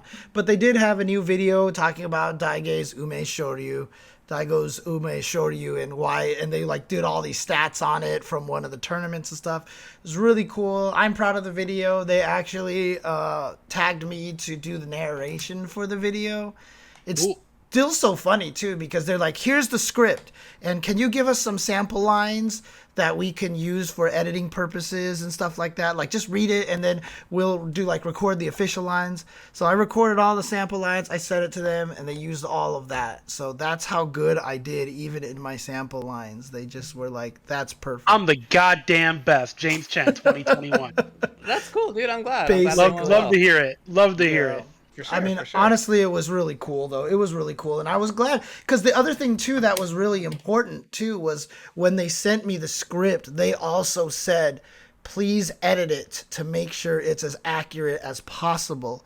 And there were some things that were said that, I felt like that the FGC community, the main FGC community, doesn't exactly, feel this way about this stuff. And so I actually had a chance to tweak a little bit of the dialogue in there as well. So I was really happy with how it. I mean, even when I watched it back again, I was like, yo, my voiceover is pretty godlike. I was actually happy with my own voiceover work. That's really cool. I'm glad that you were. Yeah. It was cool. I watched it. Nice work. I just found out that James Chen did that video right now. It's worth watching. What are you doing, Jasmine? Stop it. Stop it. You're destroying Miles is being mischievous tonight too, man. Maybe it's a cat night. Yeah. That's right. Something weird's going on. Cat night. It's cat night. Cat night. All right, let's move on to the next one. Cat moon. Man, she is going nuts right now. Okay. Unfortunately, some bad news. 2 weeks ago, we talked about how we lost 2 members of the FGC. Well, we lost another one very recently. Anas Houmaid, I guess, I'm not sure how to pronounce that. I apologize. Someone in the chat can actually correct me. But people know him as Keftaroz. Passed away recently, and I know the European scene out there knows him intimately, and they have been absolutely gutted. He was one of the co-founders of the Brussels Challenge, one of the major tournaments out there, and people. He was definitely a very influential member out there, and so again, in these times where we've lost another person, and it's tough, man. Yeah. It's really, really rough. So again, I mean, look, we just talked to Jebailey, and before the show started, he was like, man, if it was any different with that car crash, he could have been killed in that kind of situation. So we've got to appreciate the guys that are doing the great things in the FGC while they're still here, as morbid as that sounds. But I mean, honestly, it's true. A lot of great people doing a lot of great things, a lot of wonderful people in the fighting game community, and we're losing a lot of these people right now. And so, definitely tell your local TOs thank you, and tell your local producers and players and stuff like that, and your friends, thank you, honestly. Yep. So okay. I agree with that. Very sorry to hear. Yep, that sucks. We're going to blast through these tournament results here, although there are a couple of interesting things to note. I had hinted at the CPT this past weekend from Japan, where Daigo Umehara qualified with Guile in spectacular fashion. And I mean, that grand final set that he had with Kawano might be like one of the best matches that I've seen in a long time. Like, it was so good. Daigo had some of the craziest comebacks, dude, in that tournament, and it was just, I mean, again, it's always easier to feel connected with it when you did commentary for it, but like, I saw a lot of people going nuts about it on Twitter, and it was very good. Yeah, it was just so cool. He made some hard reads, man. He was out there making some hard reads. Yeah, it's pretty cool. When you watch that high fight, like the breakdown, and you see when he EX flash kicks Colleen's throw, like, she got through 4 frames of her throw startup, and then he flash kicked like the 5th frame. Like I swear he was 1 frame away from losing that on that throw, dude. It was crazy. But again, look, Daigo, one of the storylines of Japan is the youth versus the veterans out there. And Daigo showing it that the veterans are still able to do that. And man, Kawano, and taking it over the youth of Kawano. Yeah. And I even made sure, to have some words for Kawano during the closing, that like, it's going to sting, but keep at it. 'Cause that guy is, I mean, him and Higuchi right now, Higuchi, who's already qualified by defeating Sako, one of the veterans, but him and Higuchi are like on the forefront of that Street Fighter V youth brigade right there. Pretty cool. I also want to mention that the Nordic Baltic region finals happened 2 weeks ago, where Phenom lost to Reichman Barnett, a Manat player. So, and what was interesting to me, one is just like, that's crazy that Phenom didn't win. I'm sure he was the favorite. That's for sure. But the thing that when I saw this, I had to go and do the stats, and so I did this. There are, in 22 events, 16 out of 44 characters in the CPT so far. Over a third of the cast is in the CPT right now. You said 22 events, 16 characters? Mm-hmm, yeah. Pretty good. Pretty good clip. And there are only 4 characters that have dupes, which are Sakura and Balrog with 2 each, and then Guile and Cammy with 3 each.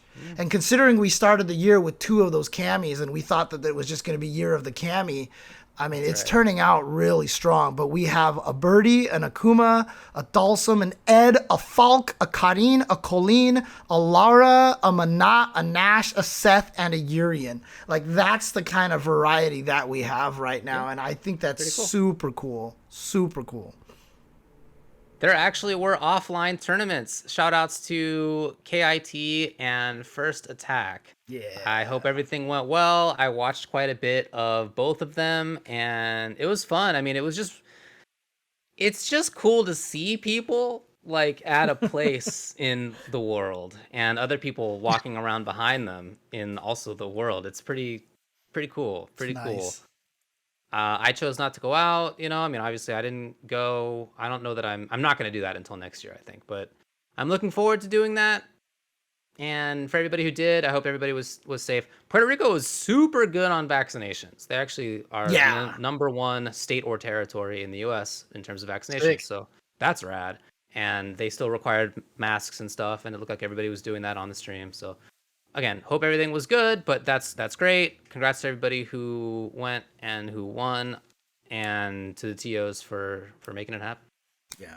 And I mean, there's still more events coming. Like I know NEC is coming up. We just talked to Jebailey about CEO. Frosty Faustings, I feel like is like 10 years away, but it's actually like 3 months away right now, right? So, you know, they're coming back. They're coming back. Frosty Faustings might be the first one that I go back to in a long time. Yeah. So I'll be there. Yeah, that's my current idea as well. Yeah, UCTV baby, we're back. Tubo needs cool. his roommate to play Wii Fit in the room again. So, Your boxers, yeah, exactly. I've been thinking about that. They weren't even my boxers, dude. They were just my sleeping shorts. Those weren't even boxers, dude. Is there? I mean, they looked like boxers to me, man. They were mid-thigh. Those are boxers in my basically. All right. Let's. It was hot. And then Smash World Tour, a bunch of events happened over there for a lot of the different regions as well. Again, you know, we're kind of zipping through these, but the reason why we do it is just in case you weren't aware that these events happened, so you can go back and catch the archives. But there was the North America West, the North America East, and the Europe results for Melee, for Smash World Tour Melee. So you definitely want to check that out. Dragon Ball FighterZ World Championships Tenkaichi Online Europe 1 also happened. And then the ARCREVO EMEA qualifier #1 occurred as well. So these are all events that have been happening. So if you're following those circuits and somehow missed these events, definitely check the archives and such. So. All right. Let's skedaddle on through to this mailbag. All right, let's do this. The mailbag. So let's go to our first question on the mailbag. All right, let's do this here. There's a lot of percussion in that song, I've noticed. Percussion? It's a very percussive song. Yeah, you got the cymbals going pretty strong. Got the hi-hat cymbals going in there. Needs more cowbell. Okay. Yeah. Okay, anyways, Drew via Twitter asks, oh wait, actually this one's an old one, isn't it? Or is this a new one? I don't remember. Dude, I don't know. Let's just answer. I don't know. I'll just tell you. It is an old one. Yeah, it is an old one. Yeah, this is an old one. This is an old one here. All right, fine. Scrolled too far down is what happened. I am going through the wrong list of mailbag questions. Here we go. Sorry, hang on. Let's erase this. Definitely read the first one, though. I mean, definitely everybody is, if you're at all interested in anything, in any kind of fiction, do you like science fiction, or do you like fantasy, or do you like politics, or do you like thrillers? It is actually a great book for everybody. Read it. Interesting. Okay. No, the first actual question is Investigation Bones via Twitter asks, what is your personal favorite size FGC event to attend? 10 to 30 people at a local hanging out, tens of thousands of people at a major roaring, or some sweet spot in between? If you like reading about science books like ecology, read Dune. Like it's everything. So you're still talking about Dune, huh? Shout outs to Investigation Bones for the Halloween themed name there. Nice work. All right, yeah, I guess nobody's answering. Guys. No, I like both. I mean, what are you gonna do? Like, I like all these different amounts. I mean, you know. What are you gonna do, huh? Come on. I like it all. Hey. What's my favorite? I got this tournament right here. Now that I feel like I can actually play video games again, I probably would really enjoy going to small size events even more. But you know, you can do that at big events too. So I don't know. I guess. I'm not gonna pick between them. I just like both of them so much. All right, pick one. Pick one. I'm gonna go with majors. Fine. Yeah, I was gonna say it depends. If I'm just going to compete, I'm not commentating, then my local's more fun for me because I'm just messing around, jerking off, you know, playing with my boys. What? But what are your boys in that context? Yes, I know, dude. I was about to say I'm not going back to the fart milk table ever again now, dude. I'm hanging out with the homies. That's all I mean. Okay. But if I'm commentating and if I'm stage hosting and all that stuff, yeah, obviously a major's more fun for me. Yeah. You know, it really just depends on what role I'm doing. Yeah, I mean, for me, there's very few things that make me as excited and hype as the big audience screaming together at the same time for big moments. So I probably do prefer the large events, but again, this is somebody who went through, like 20 years of small events and now just getting to the big events. And so I've done enough small events. Now, obviously, I do still like small events because then you can see your friends and talk to them and stuff, but one of my favorite things about the large events is it's usually also means a lot of new people who have never been to FGC events. And I talked about that tweet about me saying, how can you not love fighting games? And like, people are like, well, the FGC is just super toxic. But the thing is, every time people actually go to events, they don't experience that. They experience something very different. When you're all in person and stuff, and it's not social media being social media, like it's just an enjoyable time, man. It's such a great time over there, and you get to meet a lot of people, and you get to see a lot of cool things, and I don't know. Make sure you go up to James Chen and tell him that you're his biggest fan, dude. And honestly, an autograph. Whenever I have breaks at like big events like EVO and Combo Breaker, I purposely just walk the floor. Because I want to be available to people. I don't want anybody to ever feel like the FGC is kind of like not available to people. That, or I go to my room and go to sleep. So it's one of those. Do you think of yourself as like a Disney mascot? Like you're Goofy walking around? Hey, I would hate for kids to show up here and they really want to meet Goofy, but they just never saw Goofy the whole time. Yeah, for sure. Yeah. Oh, man. I walk the floor. Say hello to my fans. I do. That's what I do. You have like a handler next to you who's like, you can talk to Goofy now.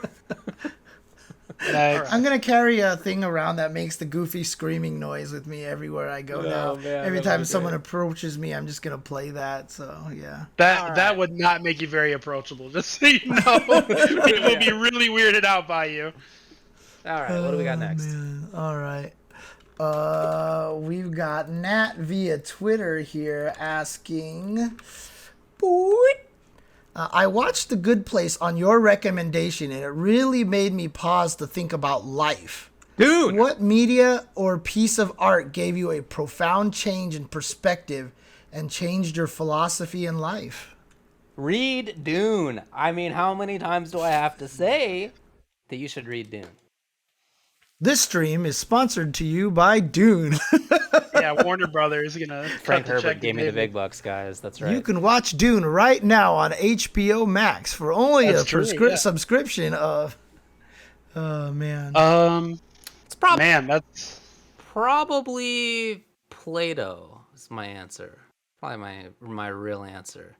I mean, I just made like slides and couches and like stuff with my Play-Doh. What were you doing with your Play-Doh? You don't want to know. I was solving very, very deep, complex philosophical problems, James. That's what I was doing. I still have my book from whatever that class was even called, Philosophy 1 or whatever. I really don't even remember. And I still have it. And I have all my little notations that I wrote in there. Whenever I read a book, I'm constantly scribbling in the sides. And I still have that. And I looked at it not long ago because when we were moving, I saw that the book was there. And it was so cool to go back and see like all the things it was making me think about and the new ideas that I was considering. And I think that was a really, really big thing. I then went into basically political philosophy as a major. And then in law school, I basically did legal philosophy and theory. So you saying all of this came about because of Dune? Play-Doh. Play-Doh. Sorry. Yeah. Sorry. But also Dune. Sure. But Dune's great. I'm reading all this Dune stuff in the chat. My brain is stuck on Dune right now. I apologize. Also, I did enjoy reading that or Kentley. Avatar. I also enjoyed reading Kentley's comments on Dune on Facebook as well. So yes, I know. Sorry, my apologies. My bad. What about you, Tubo? I've been sitting here trying to think and pinpoint like one thing that I could really be like, oh, this changed my life. This is going to sound stupid, and I know Keats is going to give me shit for this, but I don't care. It was probably the Metal Gear Solid series. The Metal Gear Solid series really made me change the way I looked at That's cool. Nationalism and war. Made me change the way I looked at the control of information. Yeah, I mean, this is all like a real, like I was 12 when Metal Gear Solid 2 came out. Right, okay. So I was still like, I was young. I was heavy on the American propaganda still. I was pledging the allegiance to the flag every morning. This is the greatest country on earth, et cetera, et cetera. So, yeah, the Metal Gear Solid series really, really, really changed how I look at the flow of information and the war machine, basically. The big old war propaganda incorporated. Man, that's a good pick. I mean, I have a lot of significant things. I mean, I just finished watching Cowboy Bebop, and that was really good. I don't know if it Man, Mean Saltine told me that it's really great too. Dude, it's so good. I was not expecting it to be as good as because it was it's anime. I was expecting a certain. I was gonna say, don't you not like anime? I thought you didn't like anime. And that's the thing. Well, the Netflix thing is coming out. I really want to support John Cho in there, so I was I'll watch the original first. And I do, and I've always wanted to watch Cowboy Bebop because I watched the movie, and after I watched the movie, I was like, I kind of want to watch the series, and I just never got around to it, and I did, and I was surprised. It is very deep in about loneliness, about solitude, about loss. That's what it covers mostly. It's a very sad series, and it's oh God, I was very moved by it actually, but outside of that, one of the more recent ones, Good Place is a great one.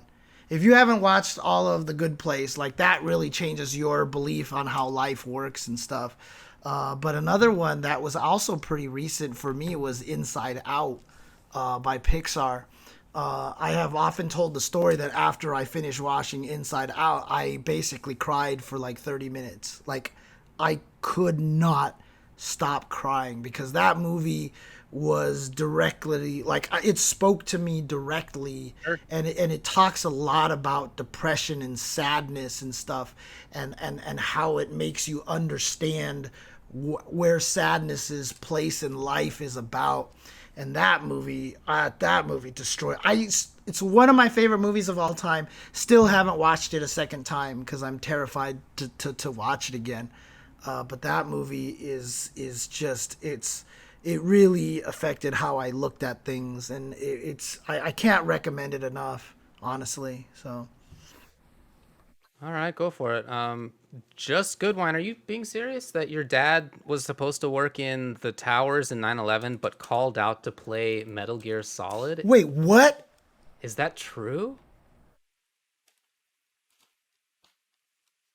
Wow, that is incredible. People have these stories like this. You hear people being like, "Oh, I slept in too late because last night was Monday Night Football or whatever, and I didn't make it to the." I remember, so one of my friends, her father was supposed to be on the plane and ended up just missing it for whatever. The train was late or some stupid reason. That's life is pretty weird, but I'm glad that he was not there. All right, so literally the answer is which piece of media changed your life? It's very literally Metal Gear Solid. Yeah, Just Goodwine. Wow. Okay, all right. Okay. Let's move on. Boy, next one right here comes from Stephanie Brownback via Twitter. Oh no! On a flight to an event, the three of you have all crash landed on a deserted island. All you have is what you brought on the plane. What are your survival tactics? How do you get food, signal for help, or try to build a boat? Who was the first to resort to cannibalism? She is so committed to this K instead of C thing. I appreciate it. I actually, it's such a brand. EGM used to have these, they would put the goofy letter of the month on there. And one time I actually wanted to send in take a picture of a restaurant that was near where I lived in Redlands. And that was Cactus Cooler, but cactus was spelled with a K. And I wanted to send it in and talk about how Mortal Kombat was ruining our country and our society because they were eliminating they were making people spell things wrong, and they were eliminating the letter C, from its proper usage and stuff like that. And Stephanie is just proof that I was right this whole entire time. So, you know. You know what Mortal Kombat was teaching our kids that was so terrible? This game about murder and basically murder porn. It was teaching them to spell wrongly. Exactly. That was the real problem. That is a much bigger problem. America has enough education issues. We should just get rid of the letter C. It's completely superfluous. It is. It's absolutely... What are we doing here? What are we doing here? I mean, like, even in the word, like, scissors, like, what is it even doing in there at that point? It's an S or a K. Anyway, what's the question here? Yes. What do I bring on a trip? Well, I bring a lot of stuff. I have a pretty extensive list of things that I always have with me. Even before COVID, I always took face masks just in case. And I mean, like, in my travel bag, like, in my backpack. I always have those. I have like pain stuff like ibuprofen and whatnot, and I have band-aids just in case. I also have a towel that I take with me just in case. I take some gloves just in case because I have a issue where my hands get cold a lot, and so I have that. And I have a hand warmer for the same reason. And I have a very, very long-lasting portable battery that I take that is not supposed to go on airplanes, and I always tell them that it's okay. I'm not carrying a large lithium thing, and it's always been fine. And and so I bring a lot. I bring like a book just in case. I bring a Switch usually. I always bring my tablet because I oftentimes have to do work at events. So I'm pretty stacked on stuff. Yeah, I mean, I think all three of us probably carry the same supplies: big battery, a portable video gaming device of some sort, usually multiple. I mean, I bring my stick to every tournament I go to still. Yeah. Nintendo Switch also in tow, obviously. So I think all three of us pretty much are going to have the same stuff, minus like a few amenities, right? So I'm not going to go deep into what I'm bringing with me. It's the same shit everyone brings. Okay, to fair enough. Right? All right, fine. But I have a ring fit. I have a ring fit ring, right? So in terms of actual survival, I think I would do totally okay. I know how to fish. I know how to skin an animal. I know how to hunt. I know how to create a fire without any flint. Mm-hmm. I know how to construct a crude bow and arrow. I know how to do all this stuff. Like I think I would be okay. I don't know about you guys. I've never hunted, but I've done the other stuff. When I was growing up, my family and I went camping pretty often, and I was part of Indian guides and trailblazers that taught us how to do a lot of this stuff, including fishing and including how to navigate for yourself and whatever you're supposed to learn as a kid doing that sort of stuff, how to use a pocket knife and like all sorts of little things. So yeah, I've never skinned an animal, but I've done most of the other stuff. It's not fun, man. It's real disgusting. No, I've gutted a fish and it's gross. And it's gross. It's terrible. I don't like doing it. Yeah, I don't like doing it. I just know how. I've done it enough that it's like not. So like I think that we would be okay, to be honest. I mean, it would suck. Probably it would not be fun. I would probably be dead in 10 minutes. If all three of us survive, we'll take care of each other for sure. Yeah. Easy peasy. I would be useless. We're not leaving James behind. I would be the cheerleader. I would be the cheerleader. You have three people and two of them know how to fish or whatever, like, you're gonna have a bad time, but you'll probably the one thing I can help at, and people definitely remember this. Yipes asked me this in EVO commentary one time, and he asked me if I knew how to make fire, and I said, yeah, I just spit some bars, and that's it. So there you go. Wow. Like, all right, I could definitely help. I could definitely help with that. So yeah, and yeah. Actually, you don't want to spit on the bars that you're using to make fire. Yeah, I was gonna say I'll make sure that you get your turn spinning the sticks, getting our actual fire. Yeah, right. Yeah. Oh man. All right, we move on. Okay.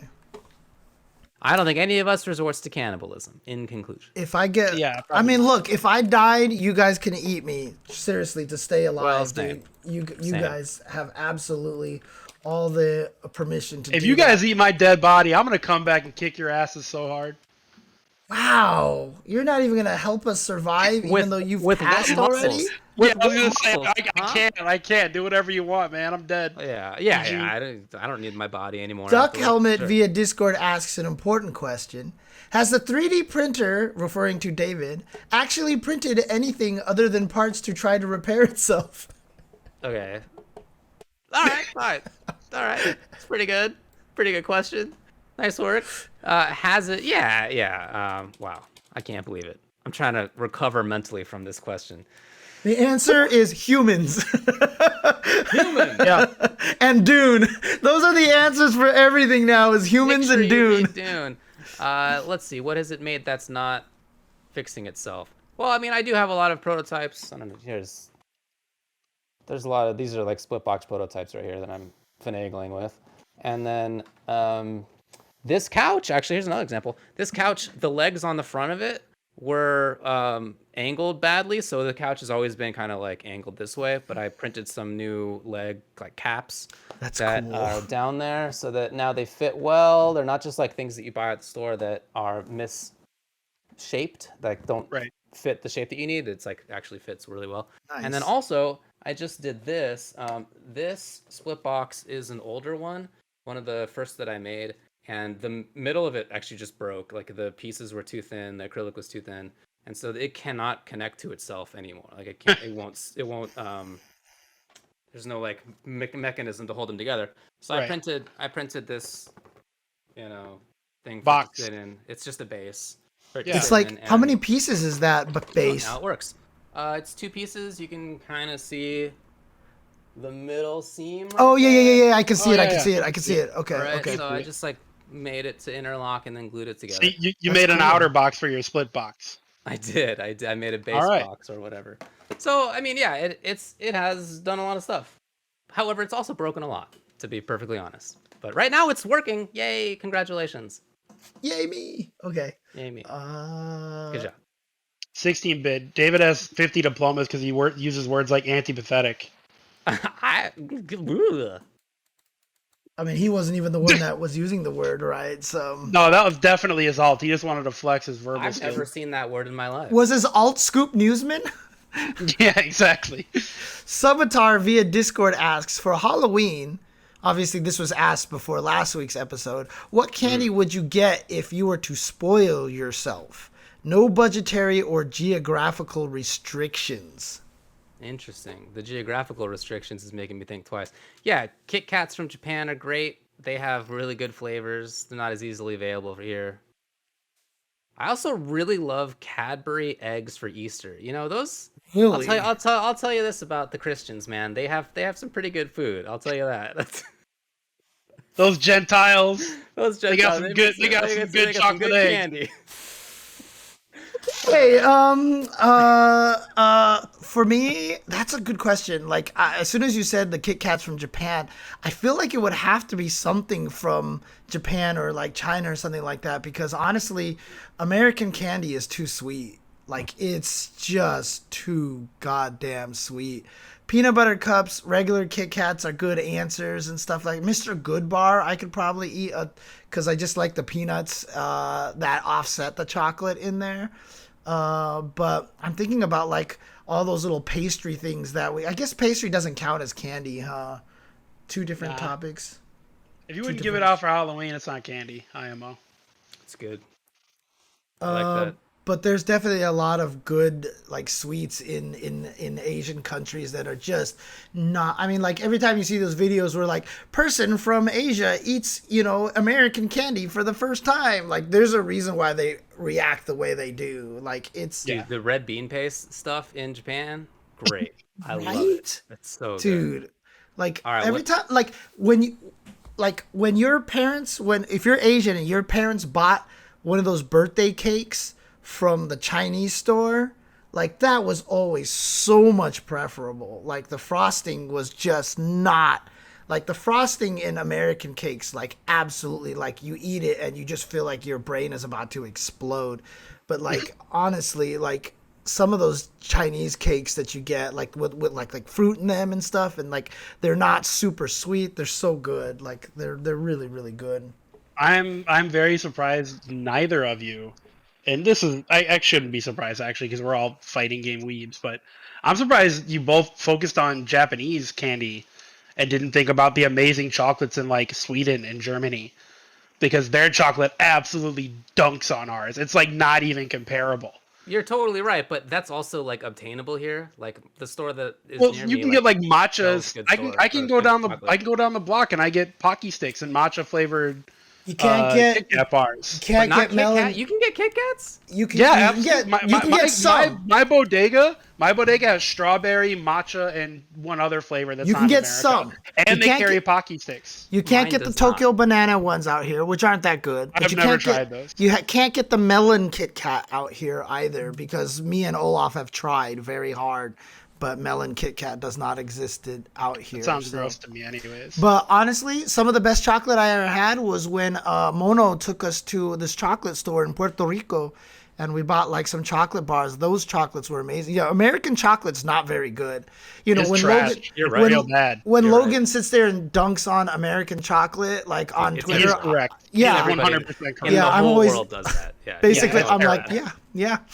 You're not wrong. It's like when you are people, correct. it's like when people dunk on California pizza. You're just like, yeah. Yeah. Unless you're Chris Pretty much. Segnet, we have the best toppings. Nobody claims California pizza for Californians. Chris I'll tell you Seglia that much. does. He does. There's no way. I'm gonna have to talk about that. He absolutely says San Francisco has the best toppings on pizza. Period. Ask Okay, him. but he's not talking about California Pizza Kitchen. All right, that's something. Oh, he's no, talking no, about. no, not about CPK. No. What if you thought that there were going to be kids who come to your store for your door for Halloween, and so you bought a bunch of Halloween candy, and then nobody came, and here's a tremendous amount of chocolate for myself. Congratulations to me. That'll last you a year. I bought only the things that I wanted as a kid to hand Of course, out, and of those course. were the Reese's cups and Of course. the Twix. Twix, And also, I bought good this. choice. I bought this candy like 2 hours before I thought kids were gonna come, and at that point, everything else had been sold out. But luckily, they still had good stuff, so cool. Good Anyway, stuff. now I good have- stuff. Good I've already choices. eaten so much candy that I've given myself heartburn. What's the next question, James? This one was a repeat question, but I needed to retrofit my answer. So remember we were asked 2 weeks ago what was the favorite costume we wore for Halloween? And my response, but we were asked our favorite and worst, and I gave the same answer for both of them because I said I had only wore one Halloween costume in my entire life. I actually recalled that I did wear another Halloween costume at one point in time, and that is when my ex made me dress up as Psy from Gangnam Style, and she dressed up as Hyuna from Gangnam Style. So I put this question back in here so I could correct myself. So I have actually dressed up as Ryu and as Psy. Which one is the best and which one is the worst?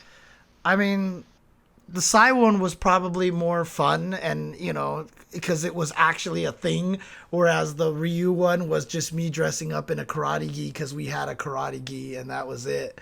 And there wasn't really anything to it. If I was actually dressing up as Ryu, because I was a fan of Street Fighter, sure. But Street Fighter did not exist at that time, so. You know what does exist? David's heartburn, and it's coming back right now. But why are you eating your Twix so weird, by the way? What are you doing? That's how I eat Twix, man. Leave it Dude, alone. David, Did you eat the David? bottom and the top and then leave the wafer, and then that's David, what you did? David, I ate the sides first, and then I ate the ends, the caramel Yeah. and then top. I ate the chocolate and the caramel top. part, All You right, left the sure. cookie and then behind. then there was like the cookie left. Yeah. David, All right. I do the exact same thing. High five! High five! Wrong side. There you go. There you go. I do Just eat the whole apple core. Why not? I do the exact Same guy. same thing. So Good okay. work. All right, we got one more, and then we're out of here. Yeah, one more to go. And let's see. Would you rather fight a horse-sized horse or 100 mouse-sized mice?